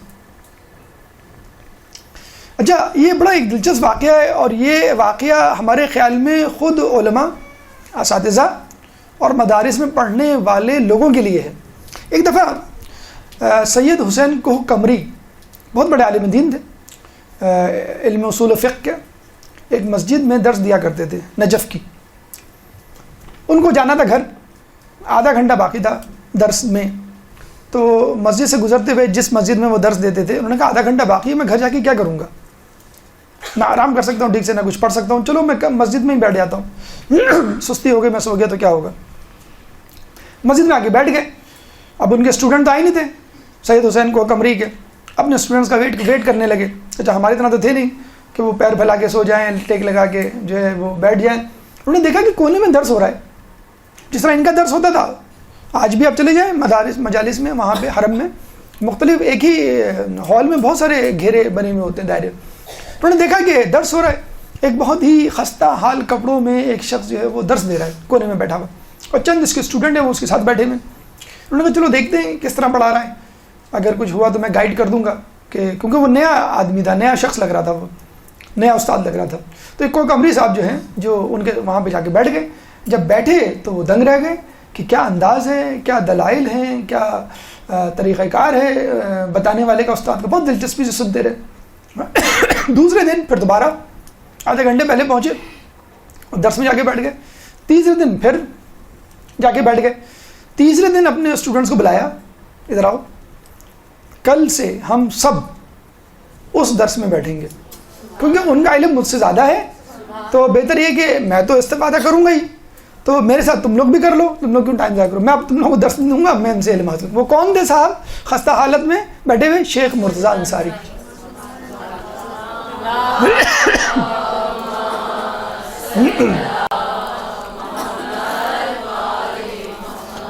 تو ہمیں جسے کہتے ہیں نا کہ جب آدمی تھوڑا سا علم حاصل کرتا ہے تکبر آ جاتا ہے. زیادہ علم حاصل کرتا ہے تو انکساری آ جاتی ہے, اور بہت زیادہ علم حاصل کرتا ہے تو کہتا ہے میں جاہل ہوں, میں جاہل ہوں. تو یہ عالم تھے, بہت بڑے عالم تھے اپنے طور پہ. جب ایک نئے عالم کو, نئے استاد کو دیکھا تو یہ نہیں کہا کہ یہ نیو کمر ہے, نہیں, 3 دن اس کو دیکھا اور کہا کہ نہیں اس کا علم مجھ سے زیادہ ہے, مجھے خود علم حاصل کرنا چاہیے. اچھا آپ کہیں گے بڑے بزی آدمی تھے, ان کو نمازیں پڑھنے کا ٹائم کیسے ملتا ہوگا؟ ہمیں نہیں ملتا نا نمازیں پڑھنے کا ٹائم, کبھی جو ہے وہ آخر وقت میں, کبھی 2 گھنٹے کے بعد دعائے کمیل, تعقیبات, زیارت, یہ ہوتی رہے گی. ہم اس سے بھی بڑا کام کر رہے ہیں, ہم پڑھ رہے ہیں, مدرسے میں پڑھا رہے ہیں. امی یہ تو بہت چھوٹا کام ہے جو آپ دعائیں لے کے اذکار لے کے بیٹھ جاتی ہیں, یہ تو امی ابو اور دادا دادی نانا نانی کے کام ہے. اب آپ دیکھیے شیخ مرزا انصاری کتنے مصروف تھے اپنے زمانے کے, مرجے تھے, کیا کرتے تھے؟ روزانہ نوافل پڑھتے تھے. ساری نوافل اتنے عرصے سے ہم نے نہیں پڑھی کہ بہت تعداد میں نہیں یاد ہوتی. یہ بھی نہیں یاد ہوتا کہ پہلے پڑھنی ہے بعد میں پڑھنی ہے, 2 کر کے پڑھنی, چاروں ایک ساتھ پڑھنی ہے. تعقیبات پوری پڑھا کرتے تھے. اچھا ہماری طرح نہیں چھاٹ کی جو مختصر ترین تعقیب ہو وہ آپ نے پڑھ لی, اللہ اللہ خیر صلی اللہ. جنت مانگنے گئے تو پوری 1000 گز کا پلاٹ چاہیے. یومیہ دعائیں جو بھی ہوتی ہیں صبح کی شام کی وہ پڑھا کرتے تھے. 1 پارہ قرآن, کوئی مر جائے اس کی برسی آ جائے تو آپ نے 1 پارہ پڑھ لیا, بہت بڑی بات ہے. ایک جگہ کا بھی قرآن خوانی ہوگی, ایسا کرو کہ تم لوگ سب گھر سے پڑھ کے آنا. آتے ہیں تو ایک دوسرے کی شکل دیکھ رہے ہوتے ہیں, کب سے پارہ ختم ہوگا, ڈھونڈ رہے ہوتے ہیں, تو آ جاؤ 1 صفحہ تم پڑھو 1 صفحہ میں پڑھوں. جو اندازی غلط ہے, وہ کچھ پڑھ رہا ہے آپ کچھ پڑھ رہے ہیں, مفہوم الگ ہے آپ دونوں کا. 1 پارہ قرآن, ایک نماز جعفر, روزانہ کی بات کر رہا ہوں میں, کبھی کبھی نہیں, روزانہ نماز جعفر تیار, جس کے بارے میں کہا گیا ہے کم از کم ہم جیسے کاہلوں کو دیکھ کر کم از کم دنیا زندگی میں 1 مرتبہ پڑھ لو, ٹھیک ہے. اور وہ شیخ مرزا انصاری جو ہیں وہ پوری جو ہے وہ روزانہ پڑھا کرتے تھے. زیارت جامعہ, زیارت عاشورہ, اور زیارت جامعہ عاشورہ کے بارے میں تھے کہ پوری جو 1000 لعنتیں اور 1000 وہ ہیں وہ تولا تبرہ کے ساتھ. اور یہی نہیں, اور علماء کا بھی یہ تھا, یہ اتفاقاً ہمارے سامنے آ گیا تو آپ کے سامنے پیش کر دیا. کہتے ہیں یہ جب مرجے بنے, اچھا ان کو احساس تو تھا کہ I would be the next, لیکن آپ دیکھیں ان کو ساری کہ جب یہ سید حسن نجفی ان کے استاد تھے اور انہوں نے دیکھ لیا تھا کہ یہ جو ہیں بنیں گے, تو انہوں نے کہا کہ کل تمام لوگ حاضر ہو جائیں, میرے تمام شاگرد. رسول اللہ نے کہا تھا نا کہ کل میں عالم اس شخص کو دوں گا جو یہ ہوگا یہ ہوگا یہ ہوگا یہ ہوگا. کون نہیں آیا؟ سب آ گئے. کون نہیں آیا؟ جس کو دینا تھا وہی نہیں آیا, جس کو دینا تھا وہی نہیں آیا. تو کہا نہیں بلاؤ, فائدہ کیا یہ سب فنکشن, یہ تقریب کرنے کا, بتانے کا. تو انہوں نے بلایا سب کو, کون نہیں آیا؟ سب آ گئے. کون نہیں آیا؟ شیخ مرزا انصاری نہیں آئے. گئے انہوں نے, کون نہیں آیا؟ کہ بہت زیادہ کون نہیں آئے گا, ان کو معلوم تھا کہ وہ کہاں ہیں, شیخ مرزا کہاں ہیں, کہ وہ تو حرم میں کیا کر رہے ہیں, نمازیں پڑھ رہے ہیں, دعا کر رہے ہیں, اذکار کر رہے ہیں. انہوں بولو بلا کے لاؤ. پکڑ کے لے گیا بھی آپ کو استاد, نہیں میں نہیں جاؤں گا, مجھے ذرا کام ہے. وہ نہیں, اب استاد نے بلایا آپ کو. استاد نے بلایا تو استاد نے کہا کہ میرے بعد یہ تم لوگوں کا مرجع ہے. باقی واضح طور پہ ان کا اعلان کیا. اچھا سنیں آپ, استاد نے کہہ دیا, اسٹیمپ لگا دی, سرٹیفائڈ ہو گئے آپ, that's it from the beginning. Next day آپ کو مرجع سنبھال لینی چاہیے. نعوذ باللہ. ایک عالم دین تھے, ان کا میں تذکرہ بھی بتاؤں گا کہ جب ان کے سابق مرجع کا انتقال ہوا تو ان کے دل میں ہلکی سی خوشی پیدا ہوئی. وہ فوراً گئے مولا کے حرم کہ یہ خوشی کیوں پیدا ہوئی, تو ان کو دل میں یہ آیا کہ اب ان کے بعد میں مرجع بنوں گا. کہہ لیں گے وہ غائب ہو گئے, روپوش ہو گئے, نظر ہی نہیں آیا اس کے بعد کہ یہ خواہش پیدا کیسی ہوئی میرے دل میں کہ اب ان کے بعد مجھے ہی تو بننا ہے. زیر لب مسکراہٹ بعض اوقات امی ابو کسی کے مر جائیں گے, اب جائیداد جی استغفر اللہ, دادا نانی بہرحال. تو اچھا سرٹیفائڈ ہو چکے تھے, لیکن کیا کیا انہوں نے؟ خط لکھا. کس کو خط لکھا؟ ان کو لکھا, علامہ سید العلماء مازندرانی. یہ ان کے کلاس فیلو تھے, ہم اثر تھے, اور 19-20 کا فرق رہتا تھا. کمپٹیشن ہوتا ہے, استاد بھی فیصلہ نہیں کر پاتا کہ تم دونوں میں اچھا کون ہے. تو فارغ التحصیل ہونے کے بعد یہ چلے گئے ایران. کون؟ مازندرانی. اور یہی نجف میں رہ گئے. خط لکھا مازندرانی کو کہ آپ مجھ سے بہتر تھے, آپ واپس آ جائیں, استاد صاحب کا انتقال ہو گیا, آپ سنبھال لیں. کچھ نہیں بتایا کہ انہوں نے مجھ کو کہا ہے آپ سنبھال لیں. انہوں نے کیا کہا؟ انہوں نے کہا کہ دیکھو میں نے جب سے تحصیل علم چھوڑا ہے, فارغ ہوا ہوں, میں لوگوں کی خدمت میں لگ گیا ہوں, یہاں پیش امام ہوں, لوگوں کے مسائل حل کرتا ہوں, درس و تدریس نہیں کرتا, لیکن تم اب تک درس و تدریس سے وابستہ ہو, چنانچہ یہ ذمہ داری تم ہی سنبھالو. تو یہ کہتے ہیں. اچھا کچھ لوگوں کا یہ بھی خیال ہے کہ ائمہ معصومین کے بعد شیخ مرزا انصاری کو سب سے زیادہ علم تھا. ائمہ معصومین کے بعد کوئی غیر معصوم اگر گزرا ہے جس کے بعد سب سے زیادہ علم تھا وہ شیخ مرزا. 3 افراد کے بارے میں جس میں یہ بھی شامل ہے. اچھا اس کے باوجود دوسرے دن ایک صاحب نے ان کو دیکھا کہ مولا کے حرم میں فجر سے پہلے کوئی لپٹا ہوا رو رہا ہے ایسے جیسے کسی ماں کا نوجوان بیٹا بن گیا ہو. قریب گئے تو سنا کیا کہہ رہے تھے, کون صاحب کیا کہہ رہے تھے کہ اللہ مولا میرے ذمے جو ہے مرجعیت کی ذمہ داری آ گئی ہے, آپ میری رہنمائی کریں, اگر آپ نے میری رہنمائی نہیں کی تو میں مرجعیت کی ذمہ داری نہیں سنبھالوں گا. یہی شیخ مرزا انصاری جن کو مرجعیت کی. آپ اندازہ لگا لیں 4 کروڑ لوگوں کا خمس ان کے پاس آتا تھا. 4 کروڑ لوگوں کا. اس زمانے میں صاحب استطاعت ہوتے بھی نہیں تھے. 4 کروڑ لوگوں کا. Definitely he was the richest person at that time. richest person ہوں گے کہ نہیں؟ آپ سنیں گے حیران رہ جائیں گے. جب انتقال ہوا تو تدفین کے پیسے ہی نہیں تھے, لاش پڑی ہوئی, میت پڑی ہوئی, جنازہ پڑا ہوا ہے, پیسے ہی نہیں ہیں دفنانے کے لیے. گھر والوں کو کہہ لیں کیوں نہیں دفنانے, کہہ لیں پیسے ہی نہیں ہمارے پاس کفن کے دفن کے. تو ایک صاحب حیثیت آدمی آگے بڑھا اور کفن دفن کے پیسے. یہ حال تھا. دیکھیں پریکٹیکل اسلام اگر ساتھ ہو تو پھر آدمی اس جو ہے وہ درجے پہ پہنچتا ہے. درود پڑھتے محمد والے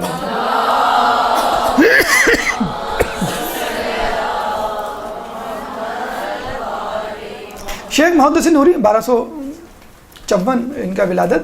11 نمبر ہجری سے تھوڑا سا آپ آگے جائیں گے تو آپ کو نظر آئیں گے. یعنی آپ باب قبلہ کی الٹی ہاتھ پہ تو آپ نے دیکھ لیا شیخ مرزا انصاری.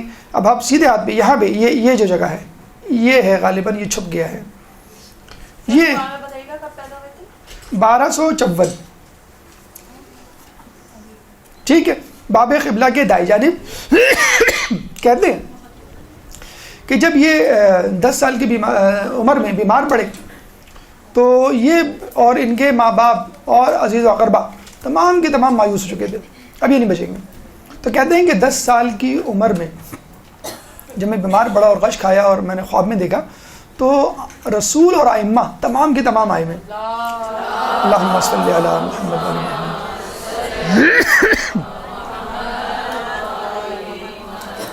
امام زمانے نے مجھے جام پیش کیا اور کہا اس کو پیو, اور یہ کہا کہ تم اس بیماری میں نہیں مرو گے اور طویل عمر پاؤ گے.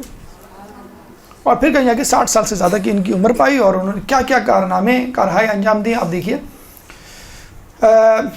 ایک کتاب جو ان کا کارنامہ مستدرک الوسائل سمجھی جاتی ہے, 1,23,000 حدیثیں اس میں موجود ہیں.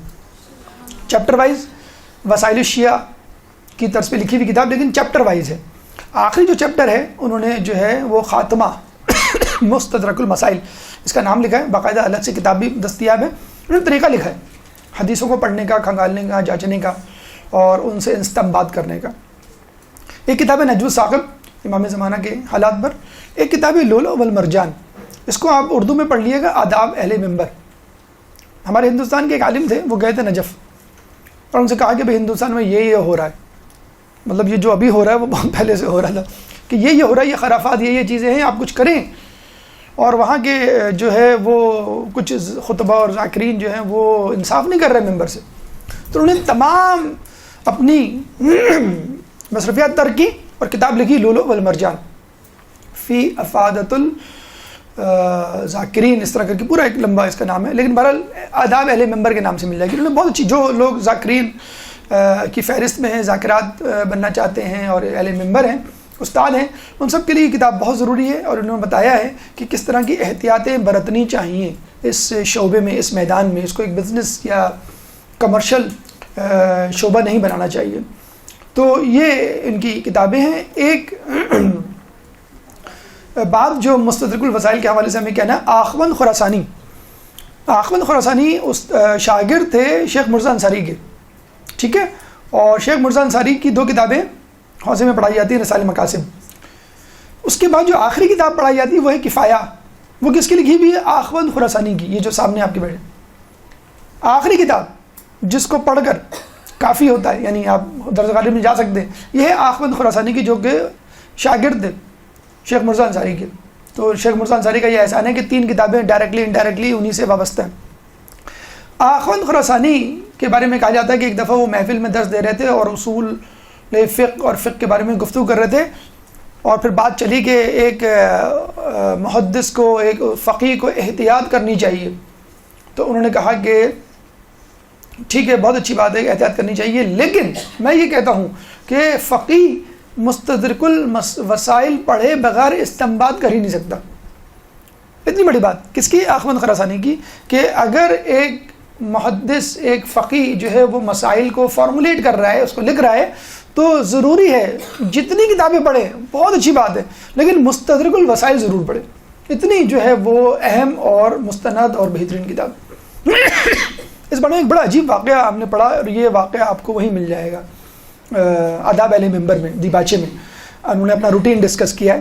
اچھا، ان کا بھی روٹین میں نے بتایا کہ یہی تھا کہ وہ فجر سے پہلے چلے جاتے تھے اور چراغ جلانے میں خادموں کی مدد کیا کرتے تھے، اور پھر وہاں پہ پڑھا کرتے تھے، پھر واپس آ کے اپنے گھر میں تمام کام شروع کیا کرتے تھے۔ ان کے 2 شاگرد تھے، ان میں ایک شاگرد تھے شیخ عباس قمی، جو ابھی آپ کے سامنے ہیں۔ تو ایک جملہ میں نے پڑھا اور یقین کریے کہ واقعی ایسا جملہ ہے کہ آدمی کی جو ہے وہ دل سے دہائی نکلے اور آدمی بہت افسوس کا اظہار کرے۔ ان کی اپنی تو بہت ہی خستہ حالت تھی، لیکن وہ یہ کہتے ہیں شیخ محدث نوری کی کہ میری تمام عمر گزر گئی، مجھے خواہش ہی رہی کہ کاش کوئی شخص آتا اور یہ کہتا کہ مولانا صاحب آپ چھوڑیں، یہ جو 2 بچے بیٹھے ہوئے ہیں ان کی حالت کو بہتر کرنے کے لیے میرے پاس سے کچھ پیسے ہیں، یہ رکھ لیں آپ، یہ جو حدیثیں لکھ رہے ہیں، میری ہیلپ کر رہے ہیں، ان کو ہی کوئی پیسے دے کے چلا جائے۔ تو خدا را آپ میں سے جو صاحب حیثیت ہیں، علماء کرام، تبلیغ دین میں اپنا حصہ دینے والے افراد پہ نگاہ رکھیے، بہت ضروری ہے۔ اگر ایک عالم دین جو ہے وہ معاشیات کے مسائل سے فارغ نہیں ہوگا تو وہ کیسے آگے بڑھے گا؟ ایک عالم دین جو ہے وہ نماز پڑھا رہے تھے، نماز پڑھا کے ختم کی، انہوں نے کہا کہ کچھ دنوں سے آپ بڑی مختصر سی سورہ پڑھا رہے ہیں، پہلے تو بڑی آپ اچھی لہن میں اور بڑی بڑی سورہ پڑھا کرتے تھے، کہ نا آج کل میں ذرا مسائل کا شکار ہوں، معاشی مسائل کا شکار ہوں، اس لیے میں بہت زیادہ توجہ نہیں دے پاتا۔ تو جب تک یہ شہریہ جو ہمارے مدارس اور حوزے رکھتے ہیں شہریہ، وہ اسی لیے شہریہ رکھا جاتا ہے کہ آپ کوئی جاب نہ کریں، آپ فقط پڑھنے پڑھانے سے وابستہ رہیں۔ تو وہی کہتے ہیں کہ مجھے یہ خواہش رہی کہ کاش کوئی آتا، میرے لیے نہیں تو کم از کم ان 2 بچوں کے لیے، جس میں شیخ عباس قمی بھی شامل تھے، آتا اور ان کے لیے کچھ دے کے چلا جاتا۔ اب آئیے، شیخ عباس قمی اور محدث نوری استاد شاگرد ایک ہی حجرے میں ہیں، 15 نمبر آپ نے ابھی پڑھا، محدث نوری کا حجرہ بھی 15 نمبر ہے، اور شیخ عباس قمی جو ان کے شاگرد تھے، ان کا زیادہ تر وقت وہاں گزرا ہے ایران میں، لیکن دفن یہ اپنے استاد کے ساتھ ہوئے، شاید ان کی خواہش تھی۔ 1294 ہجری ان کا سن ہے، پیدا ہوئے۔ شیخ عباس قمی دیکھیں، ان کو بھی لوکیٹ کرنا کوئی ایسا مشکل کام نہیں ہے، یہی ہم نے کہا، ابھی ہم وہیں باب قبلہ ہی کی طرف ہیں، الٹے ہاتھ پہ شیخ مرزا انصاری اور سیدھے ہاتھ پہ ہم نے محدث نوری اور ان کے شاگرد شیخ عباس قمی کو دیکھ لیا۔ شیخ عباس قمی اور مفاتیح الجنان کو سپریٹ کرنا ناممکن ہے، جیسے مفاتیح کا نام آتا ہے، شیخ عباس قمی کا نام آتا ہے، قمی کا نام آتا ہے، مفاتیح کا، قمی کا لفظ بول دیا جائے تو شیخ عباس قمی ذہن میں آتا ہے، حالانکہ قمی کا مطلب ہے قم کا رہنے والا، قم میں تو ہزاروں اور لاکھوں جو ہے علماء گزرے۔ تو یہ بھی ایک بہت بڑی بات ہے کہ اردبیلی کا نام آئے تو مقدس اردبیلی آپ کے ذہن میں آئیں گے، حائری کا نام آئے، نائینی کا نام آئے، یا الجزائری کا نام آئے تو بس وہ شہر ان کے نام جو ہے وہ ہو جاتا ہے۔ نفس المحموم آپ لوگوں میں سے کئی لوگوں نے پڑھی بھی ہوگی، مصائب کی کتاب ہے۔ منازل الآخرہ، اس کے بارے میں ایک دلچسپ قصہ آپ نے سنا بھی ہوگا، لیکن چلیں تذکرتاً دوبارہ ربط کے کو مد نظر دیکھتے ہوئے ہم سنا دیں کہ اس زمانے میں ایک عالم دین ہوا کرتے تھے شیخ عبد الرزاق، اور وہ جو ہے منازل الآخرہ نامی کتاب سے درس دیا کرتے تھے ظہر میں۔ اسی مسجد میں شیخ عباس قمی کے والد کربلائی صاحب جایا کرتے تھے اور ان کا درس سنتے تھے، بہت شوق سے سنتے تھے، اور اکثر آگے کہا کرتے تھے کہ بیٹا تم بھی ایسی کتاب لکھ لیتے، یعنی تم کو میں اتنا پڑھتا ہوا لکھتا دیکھتا ہوں صبح سے شام، تم بھی ایسی کتاب لکھ دے اور اسی طرح درس دے دے۔ باپ کا خون بڑھ جاتا ہے نا اپنے بیٹے کو پیروں پہ کھڑا دیکھ کر، تو اگر بیٹا ممبر پہ بیٹھا ہو کہیں درس دے رہا ہو تو اور بھی خوش ہوتا آدمی، عالم دین ہے۔ تو تم بھی اگر اس طرح درس دیتے، کتاب لکھتے کوئی، تو کیا ہی بات ہوتی۔ کہتے ہیں کہ پوری عمر گزر گئی، میں نے اپنے باپ کو یہ نہیں بتلایا کہ یہ میری کتاب ہے، اپنے بیٹے کو بتلایا بعد میں کہ پوری عمر گزر گئی، میں نے اپنے باپ کو نہیں بتایا، فقط یہ کہا کہ آپ دعا کریں اللہ میری توفیقات میں اضافہ کرے۔ پوری عمر گزر گئی، ہم ہوتے بابا ذرا ان سے میرا نام لیے گا، آپ کے ہاتھ چومیں گے وہ، ارے ارے آپ ان کے والد ہیں. تو بڑھ کے مارنے میں تو ہم کم تو نہیں, ہم فوراً جو ہے وہ دیکھ لیتے ہیں کہ بھئی کہاں ہمارا درس چل رہا ہے, کب اپلوڈ ہوا, کتنے کلکس ہوئے وغیرہ وغیرہ. چلیں اچھا اب ان کا ایک تقوی کا اور واقعہ سنیے شیخ عباس قمی کا. مسجد گوہر شاہی, گوہر شاہ بہت مشہور مسجد ہے ایران میں, مشہد میں, اور اس میں ایک بہت واقعہ بھی ہوا تھا خونی کہ بہت سارے لوگوں کو شہید کر دیا گیا تھا. بڑی مشہور مسجد تھی. کسی طرح لوگوں نے ہاتھ پیر جوڑ کے شیخ عباس قمی کو راضی کر لیا کہ آپ جو ہے مسجد میں امامت کروائیں گے. اور ایک تو آپ کو معلوم ہے اس قسم کے علماء کے نخرے بہت ہوتے ہیں. ڈیمانڈ نہیں ہوتی, نخرے کا مطلب یہ ہے کہ نہیں میرے دل میں شہرت طلبی نہ آ جائے. نخرے کا مطلب اس سینس میں نخرے. بڑی مشکل سے تیار کیا اور راضی ہو گئے. لوگ بڑے خوش. لوگوں کو پتہ چلا کہ فلاں صاحب نماز پڑھا رہے ہیں. لوگ دھڑا دھڑ تمام مسجدوں کو چھوڑ کر گوہر شاہ میں آنے لگے. 10 دن کے اندر اندر اتنا بڑا مجمع ہو گیا جیسے جامع مسجد جمعہ کا مجمع ہوتا ہے. ظہر کی نماز پڑھائی اور پڑھانے کے بعد کہا کہ میں جا رہا ہوں. پریشان لوگ کہ بھئی کیا مسئلہ ہے, کوئی کام یاد آ گیا, کوئی مسئلہ نہیں, میں جا رہا ہوں. یہ کہہ کے چلے گئے. 1 سال غائب رہے. 1 سال بعد لوگوں نے کہیں سے ڈھونڈ کے نکالا. کسی چاہنے والے نے پوچھا کہ ارے بھائی کہاں ہیں آپ, ظہر کی نماز پڑھا کے کیا مطلب لوگ کھڑے ہوئے کیا. یہ میں کہہ رہا ہوں تو آپ ظہر کی نماز پڑھا کے چلے گئے اور اب مل رہے ہیں. اب مسئلہ کیا ہے. 1 سال تک نہیں بتایا انہوں نے کہ میں نے کیوں نہیں پڑھائی عصر کی نماز. اس نے پوچھا بھائی میں ہاتھ پیر جوڑا ہوں, آپ نہیں آئے لیکن بتا تو دیں گے آپ کیوں چلے گئے تھے. آپ کہنے لگے اصل میں عصر کی نماز ویسے تو میں دیکھ ہی رہا تھا کہ لوگوں کی تعداد بڑھ رہی ہے. جب ظہر کی نماز میں نے پڑھانی شروع کی, اچھا آپ نے دیکھا ہوگا مسجد میں شاید اگر آپ کا کبھی گزر ہو تو یا اللہ کہتے ہیں لوگ جب کوئی اندر داخل ہوتا ہے تاکہ وہ رکوع میں نہ جائے, اور ذرا یا ان اللہ مع الصابرین کہتے ہیں کہ صبر کرو, رکوع میں نہ جاؤ, مجھے جوائن کرنے دو, یا رکوع میں چلے گئے تو اٹھ نہ جاؤ.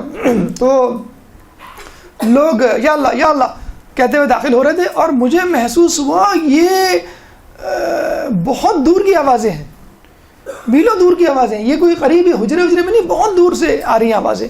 تو میرے دل میں ایک خوشی پیدا ہوئی. جب تکبر نہیں پیدا ہوا, خوشی پیدا ہوئی. اتنا بڑا مجمع, دیکھیں ماشاء اللہ کتنے لوگ بیٹھے ہیں, اتنا بڑا مجمع, اتنے لوگ میرے پیچھے نماز پڑھ رہے ہیں. کہنے بس یہ جو خوشی پیدا ہوئی, تکبر نہیں پیدا ہوا تھا. انہوں نے ذکر نہیں کیا کہ تکبر, کہنا مجھے خوشی لذت محسوس ہوئی, اتنی خوشی محسوس ہوئی. میں نے کہا کہ نہیں, اس کا مطلب یہ ہوا کہ میں لوگوں کی تعداد کی وجہ سے یہ نماز پڑھا رہا ہوں. یعنی اگر اب پڑھاتے تو ہوتا, اب تک تو نہیں پڑھا رہے تھے, صرف خوشی پہ کہنا بس میں اسی خوشی کی وجہ سے. یقین کیجیے تو قیامت میں عقدے کھلیں گے.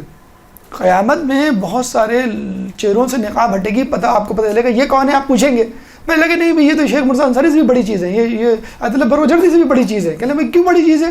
آپ نے واقعہ سنا ہوگا بروجردی کا کہ ان کے ایک دوست تھے, انہوں نے کہا کہ بھائی آپ رسالہ کیوں نہیں لکھتے. کہ نہیں میں ایک اہم کام میں مصروف ہوں. 1 مہینے بعد ملے بھی آپ رسالہ کیوں نہیں لکھتے. آیت اللہ بروجردی کے دوست, نام ہی نہیں معلوم, کیوں معروف نہیں تھے, کیوں نہیں تھے, ابھی آپ کو وجہ پتہ چل جائے گی. کہ کیوں نہیں لکھتے, میں بہت اہم کام میں مصروف ہوں. پھر 1 مہینے بعد بہت اہم کام میں مصروف ہوں. برسوں گزر کے مسئلہ کیا ہے, کون سا اہم کام ہے, مجھے بتا دیں, میں انجام دے لیتا ہوں. کہ میں گاؤں جا کے لوگوں کو وضو سکھا رہا ہوں. لوگوں کے وضو ہی ٹھیک نہیں ہے, میں کیا اتنی بڑی بڑی کتابیں لکھوں مرجعیت کا عہدہ, اور کوئی جانے کے لیے تیار بھی نہیں ہے. آپ کو کہا ہے گاؤں میں جا کے جو ہے وہ جوہر کا پانی پی کے لوگوں کو پڑھاؤ, کتنے لوگ جانے کے لیے تیار ہو جائیں گے مجھے بتائیں. تو کتنے آیت اللہ یقیناً لوگ کہتے ہیں کہ ان کا رتبہ آیت اللہ بروجردی سے کہیں زیادہ ہوگا. عین ممکن ہے, کیونکہ ان کو تو پھر بھی شہرت عزت مل گئی نا, مائنس ہو جائیں گے نا مارکس تھوڑے سے. ٹھیک ہے اگر آپ نہیں چاہتے وہ الگ بات ہے, لیکن تھوڑے بہت تو مائنس ہوں گے اس کی بنسبت جس کو کوئی جانتا تک نہیں ہے. اور ابھی بھی آپ کو نجف اور خب میں ایسے علماء مل جائیں گے, مجتہدین مل جائیں گے, مرجعیت کے لیول کے بھی لوگ مل جائیں گے. لوگ کہیں گے نہیں کیا ضرورت ہے رسالہ لکھنے کی. لوگ کہتے ہیں ان سے کہ بھئی ہم آپ کا رسالہ لکھوا دیں, ہم پیسے دینے نہیں, پیسے کی بات نہیں ہے, لیکن کیا ضرورت ہے کہ کوئی ہماری تقلید کرے. شیخ عباس قمی کے بارے میں ملتا ہے کہ بڑھاپا جب شروع ہوا تو اپنے دوستوں کو بلایا اور دقیق علمی فقہی اصولی گفتگو شروع کر دی. لوگ پریشان کہ بھئی یہ تو کھانے پہ بلایا, ہلکی پھلکی گفتگو, یہ ایک دم سے درس والا سٹائل کیسے شروع ہو گیا. انہوں نے کہا کہ نہیں اصل میں یہ گفتگو اس لیے کر رہا ہوں کہ تم لوگ مجھے بتاؤ کیا اب بھی میرے اندر ملکہ استنباط حدیث و قرآن ہے, میں مسائل اخذ کر سکتا ہوں قرآن اور حدیث سے ابھی بھی اس بڑھاپے میں, چٹیا تو نہیں گیا ہوں, یعنی بڑھاپا تو کے آثار تو نہیں ہو گئے. تو لوگوں نے کہا اگر اس کو ملکہ استنباط کہتے ہیں تو ہمارے پاس یہ نہیں ہے. اگر یہ آپ کہہ رہے ہیں کہ ہم آپ کو کنفرم کریں تو یہ تو ہے ہی نہیں ہمارے پاس، ہم آپ کو کیسے کنفرم کریں؟ یا اچھا آج کل آپ کو میں بتاؤں، پھر وہی بات آ جائے گی، ضروری ہے ہمارے لیے، ابھی ہم جواد مغنیہ کے بارے میں پڑھیں گے تو آپ کو بتائیں گے کتنا ضروری ہے اپنے حالات اور آس پاس کے ماحول کو کنسیڈر کرنا اس بیک گراؤنڈ میں۔ ابھی میں اپنے ایک دوست کے پاس گیا تو وہ پتہ لگا کہ وہ ایگزام دے رہا ہے، میں نے کہا یار you are the head of the department, you are the cardiologist, you are surgeon, تم ہر چیزوں اب کیا کون سا ایگزام دے رہے ہو؟ میں نے امریکہ میں اصول بن گیا ہے کہ آپ کو جو ہے وہ ہر 10 سال بعد ایگزام دینا ہے ورنہ ڈگری کینسل۔ یہاں ایگزام دیے کہ بغیر ڈگری مل جاتی ہے، وہاں پہ ڈگری مل گئی ہے ہر 10 سال۔ اچھا انگلینڈ میں بھی اب شروع ہو گیا ہے، ہر 5 سال بعد ہر 10 سال بعد آپ کو MRCP جو کر لیتے ہیں ان کو ایگزام دینا ہے، کیونکہ وہ کہتے ہیں کہ بھی ہو سکتا ہے ڈاکٹر بن گئے آپ پریکٹس میں نہیں ہے، اب کس بات کا آپ نام لگا رہے ہیں اپنے آگے ڈاکٹر؟ کوئی ڈاکٹر نہیں ہے جب تک آپ پریکٹس نہ کریں، جب تک ہم آپ کو ٹیسٹیفائی نہ کریں آپ۔ تو دیکھیں یہ ہے خوف خدا، یہ خود اپنے آپ کو پیش کر رہے ہیں علماء مرجع مجتہد کہ مجھے بتاؤ کہ میں سٹیا تو نہیں کیوں، میری یادداشت کمزور تو نہیں ہو گئی، میرا علم تو کم نہیں ہو گیا؟ لوگ کہیں گے نہیں آپ کل۔ تو یہ ہے خلوص جو ہمارے حوضوں میں پایا جاتا ہے، ہمارے علماء میں، ان کے کہ ہمیں ضرورت نہیں پڑتی کہ ہم امتحان دیں یا ان کا امتحان لیں۔ ایک عجیب بات دیکھیں، لوگ کہتے ہیں ہمارے اسٹوڈنٹ کہہ لیں گے کہ سر آپ اتنے معجزات کرامات سناتے ہیں، پتہ نہیں آپ کہاں سے پڑھ لیتے، لیکن آج کل ہمارے ساتھ تو نہیں ہوتے۔ کیوں نہیں ہوتے ہمارے ساتھ عقیدہ نہیں ہے، ہمارا ایمان نہیں ہے۔ آپ دیکھیں کہ کیسے ہوتے ہیں۔ ایک دفعہ یہی شیخ عباس قمی صبح بیٹھے ہوئے تھے، رونے لگے، بچہ ان کا مدرسے جا رہا تھا۔ اب پتہ ہے باپ رونے لگے بچے کے سامنے کتنا عجیب سا لگتا ہے، کہ بابا کیا ہوا؟ کہ لگے میری آنکھیں کمزور ہو گئی، مجھے کچھ ٹھیک سے نظر نہیں آ رہا، نہ پڑھا جا رہا نہ لکھا جا رہا ہے۔ کہ بابا کوئی مسئلہ نہیں، آپ دوا ڈال لیں، سرما ڈال لیں، یہ ڈال لیں، رو کیوں رہے؟ کہ نہیں میں آنکھ کے درد کی وجہ سے نہیں رو رہا، میں اس لیے رو رہا ہوں کہ کہیں اہل بیت نے مجھے اپنی ولایت سے نکال تو نہیں دیا، کہ اپنی میں صلاحیت ہی نہیں ہے لکھنے کی یا پڑھنے کی۔ ایک دن ہمیں نہ پڑھنے کو ملے، ویکینڈ جب آتا کتنے خوش ہوتے ہیں ہم، لائٹ چلی جاتی کتنے خوش ہوتے ہیں، امی ابو ناراض ہوتے ہیں، آپ کو اچھا پڑھنے کو نہیں ملے گا، خوب جو ہے وہ گلیوں میں چکر لگا رہے ہیں، بھائی چھٹی ہے کیوں نہیں، لائٹ نہیں ہے، الحمدللہ کہ AC والے موجود ہیں کراچی کہ AC زندہ باد۔ تو وہ پریشان ہیں کہ نہیں بابا کوئی مسئلہ نہیں ہے، سب ٹھیک ہو جائے گا، بس آپ آرام کریں، ہو سکتا ہے زیادہ تھکاوٹ ہو گئی اس وجہ سے۔ وہ چلے گئے، ان کا بیٹا چلا گیا، ظہر میں واپس آیا، دیکھا بڑے مزے سے لکھنے میں مصروف ہے۔ کیا ہو گیا بابا خیریت تو ہے؟ کہ نا تمہارے جانے کے بعد میں نے اصول کافی کو اپنی آنکھوں سے لگایا، اصول کافی کو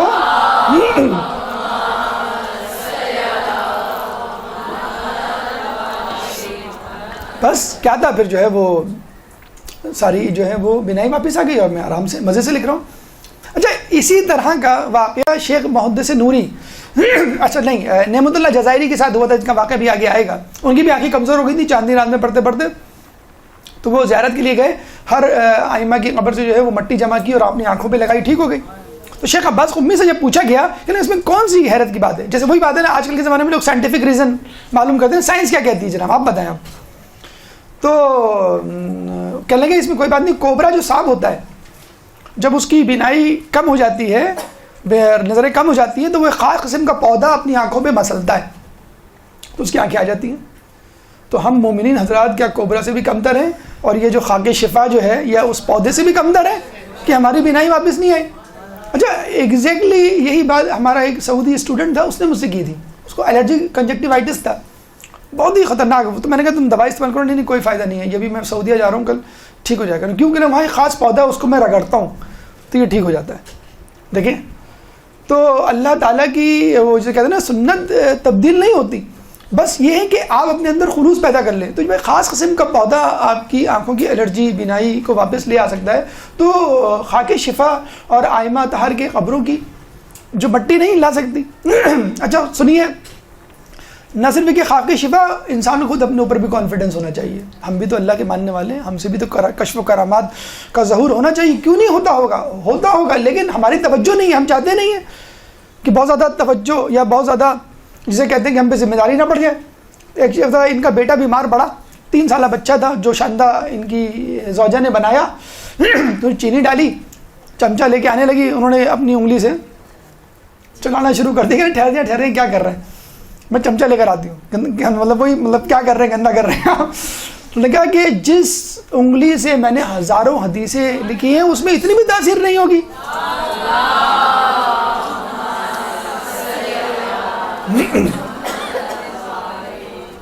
بس 5 منٹ اور دے دیں, یہ عالم اور کر لیں پھر انشاءاللہ آپ کی زحمت تمام. جواد مغنی کی 17 نمبر حجرے میں یہ دفن ہے. مطلب بس آپ دیکھیں وہی اینٹی کلاک وائز گھوم رہے ہیں. ہم 11 نمبر پہ گئے, 15 نمبر پہ گئے, پھر آپ 17 نمبر پہ گئے, 15 میں 2 آپ کو مل گئے, محدث نوری مل گئے اور شیخ عباس قمی مل گئے. اب 17 ایک حجرہ چھوڑ کر آپ شیخ جواد مغنی, یہ تھے لبنان کے, 1324 میں پیدا ہوئے, لبنان میں رہے.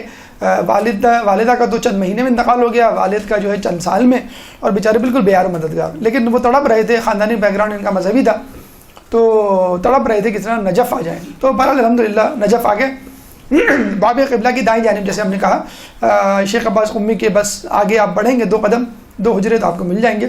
ان کا جو بڑا کارنامہ ہے وہ یہ ہے کہ انہوں نے سائنس اور اسلام کو ملایا, مغربی افکار کو پڑھا اور اس کے جوابات دیے, اور اس زمانے میں شہر شہر ملک ملک گھوم کر لوگوں کو اسلامی اتحاد کی دعوت دی. شیخ شلتوت اس زمانے میں مصر میں ہوا کرتے تھے, ان کے پاس گئے 2-3 مرتبہ, پہلے تو خط و کتابت کی اور پھر جو ہے ان کو کہا کہ آپ جو ہے وہ میرے ساتھ ملاقات کریں تو میں آپ کو بتاتا ہوں کہ ہم بھی جو ہے اسلام کا حصہ ہیں. تو یہ گئے وہاں پر اور اپنی جو ہے وہ بات کی, اور فقہ جعفریہ کو جو ہے وہ 5واں فقہ انہوں نے تسلیم کروایا اور کہا دیکھیے اتنی سی بات ہے, رسول اللہ کے بعد آپ کسی اور کو خلافت کے لاحق سمجھتے ہیں, ہم مولا علی کو سمجھتے ہیں, بس اتنی سی بات, ٹھیک. اس کے بعد ہم یہ چاہتے ہیں جس طرح مولا علی خاموش رہے کہ اسلام پارا پارا نہ ہو, ہم بھی چاہتے ہیں کہ ہم اپنی ایسی بات عوام کے سامنے, عام لوگوں کے سامنے نہ نکالیں کہ جس سے اسلامی اتحاد پارا پارا ہو. بس یہ بات جب سنی اور انہوں نے جب ریفرنسز بھی سارے پیش کیے کہ بھئی یہ دلائل ہیں جن کی بنیاد پر ہم سمجھتے ہیں مولا علی خلافت کا حق رکھتے تھے, اور آپ سمجھتے ہیں کہ وہ رکھتے تھے, ہمارے پاس بھی حدیث موجود ہے, ٹھیک ہے, لیکن ہم جو ہے وہ طریقہ کار نہیں اپنائیں گے جس سے آپ کے دل کو ٹھیس پہنچے, اور ہم اتحاد چاہتے ہیں تاکہ اپنے دشمنوں کا مقابلہ کر سکیں. جیسے اس زمانے میں منافقین کا رسول اللہ مولا چاہتے تھے کہ مقابلہ ہو جائے, یہود و نصارہ جو تیار بیٹھے تھے کہ رسول کا انتقال ہو اور ہم جو ہے وہ دھاوا بولیں. اور آپ کو معلوم ہے ابو سفیان بھی آیا تھا مولا علی کے پاس کہ تم کہو تو میں گلیوں کو مدینے کی اپنے پیادوں سے بھر دوں, لیکن انہوں نے منع کیا. تو تلوار, تو ہم بھی یہی چاہتے ہیں کہ تلوار نہ نکالیں اور کوئی ایسی بات منہ سے نہ نکالیں, تلوار تو بہت دور کی بات. تو پھر شیخ چلتوت نے باقاعدہ اناؤنس کیا کہ آپ جو ہیں وہ بہترین عالم ہیں اور آپ کی بہترین تجویز ہے, اور باقاعدہ جو ہے وہ کتاب تحریر کی اور فقہ جعفریہ کو 5واں جو ہے وہ فقہ قرار دیا. اچھا, یہ مشہور تو ہو گئے تھے بلکہ ایک عرب لیڈر کی طور پہ مشہور ہو گئے تھے. اچھا, امریکہ کی یہ عادت ہے جب بھی وہ کسی مشہور لیڈر کو دیکھتا ہے فوراً اس کو خریدنے کی کوشش کرتا ہے. اس زمانے میں روزویلٹ ہوا کرتے تھے, انہوں نے کہا کہ بھائی کس طرح سے ملاقات کی جائے, اگر یہ ہمارے دام میں پھنس گیا تو ہم عرب ممالک میں, یقین کیجئے اتنے بڑے صدر سے ملنے سے انکار کر دیا. ہمارے یہاں امریکی صدر آ جائے, بلکہ ہم تو بلاتے رہتے ہیں آپ انڈیا آئے, ہمارے پاس نہیں آئے, عجیب ہے, آپ نے اگنور کر دیا, اس طرح تو نہیں ہوتا. ہم تو جب ادھر رو رہے ہوتے. تو روزویلٹ نے کہا کہ بھئی میں ملنا چاہتا ہوں, انکار کر دیا کہ میں ایسے شخص سے کیوں ملاقات کروں جو اسرائیل کو اسلحہ دیتا ہے کہ وہ فلسطین میں مسلمانوں کا خون بہائیں. مجھے پتہ ہے فلسطین میں کیا اہل تشیع رہتے ہیں, سارے اہل سنت حضرات. تو اس کے باوجود جب انہوں نے یہ دیکھا تو انہوں نے کہا کہ یہ تو بہت ہی سخت آدمی ہیں, بااصول آدمی ہیں. باقاعدہ تمام عرب اخباروں میں ان کو عربی بہادر عربی کہ یہ پہلا عربی بولنے والا ہے, عرب ہے جس نے حقیقت میں جو ہے وہ بہادری کا حق ادا کیا کہ امریکی وزیر اعظم, امریکی پریزیڈنٹ سے جو ہے وہ ملنے سے انکار کر دیا.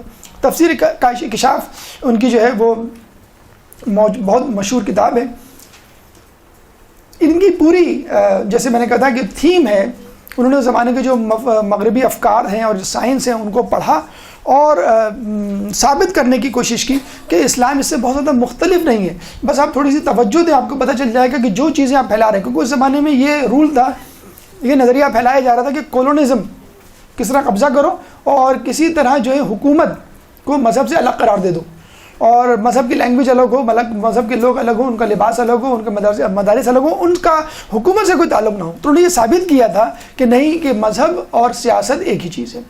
ان کے افکار پہ مکمل ایک مجموعہ جو ہے ادارہ نور نے شائع کیا ہے, مجموعہ آثار کے نام سے. بلا شبہ موجودہ دور کی موجودہ مغربی افکار کے حوالے سے آپ کی خدمات جو ہے وہ ہمیشہ یاد رکھی جائیں گی. فقط ہم چند ہی علماء 4 علماء کر پائیں. کوشش کریں گے کہ اگلی نشست میں باقی کا مطلب 500 نہیں، باقی کا مطلب ہے جو 12 ہم نے منتخب کیے ہیں وہ آپ کے سامنے پیش کریں. اس کے علاوہ جو ریفرنسز ہم نے بتلا دی ہیں کہ اگر آپ وہاں پہ چلے جائیں تو ان کی تمام جو ہے وہ تفصیلات اور سوانح حیات مل جائے گی. یہاں پہ بھی ہم کوشش یہی کر رہے ہیں کہ نجف سے متعلق جو ان کی خدمات ہیں یا رہائش اور قیام کے دوران جو واقعات پیش ہیں وہ آپ کے سامنے پیش کریں. اللہ تعالیٰ سے دعا ہے کہ ہمیں ان علماء کے نقش قدم پر چلنے کی توفیق عطا فرما. اللہ تعالیٰ سے دعا ہے کہ ہمیں ہمارے شب روز ان علماء جیسے بنا دے. اللہ تعالیٰ سے دعا ہے کہ ہمیں اہل بیت کی پیروی کرنے کی توفیق عطا فرما. اللہ سے دعا ہے کہ ہمیں قیامت میں اہل بیت کی شفاعت سے بہرمند فرما. اللہ سے دعا ہے کہ امام کے ظہور میں تعجیل فرما، ہمیں ان کے انصار و عوام میں شامل فرما. ربنا تقبل منا انك انت السميع العليم وتب علينا انك انت التواب الرحيم برحمتك يا ارحم الراحمين. برحمتك يا ارحم الراحمين. وصلى الله على محمد وآله الطاهرين.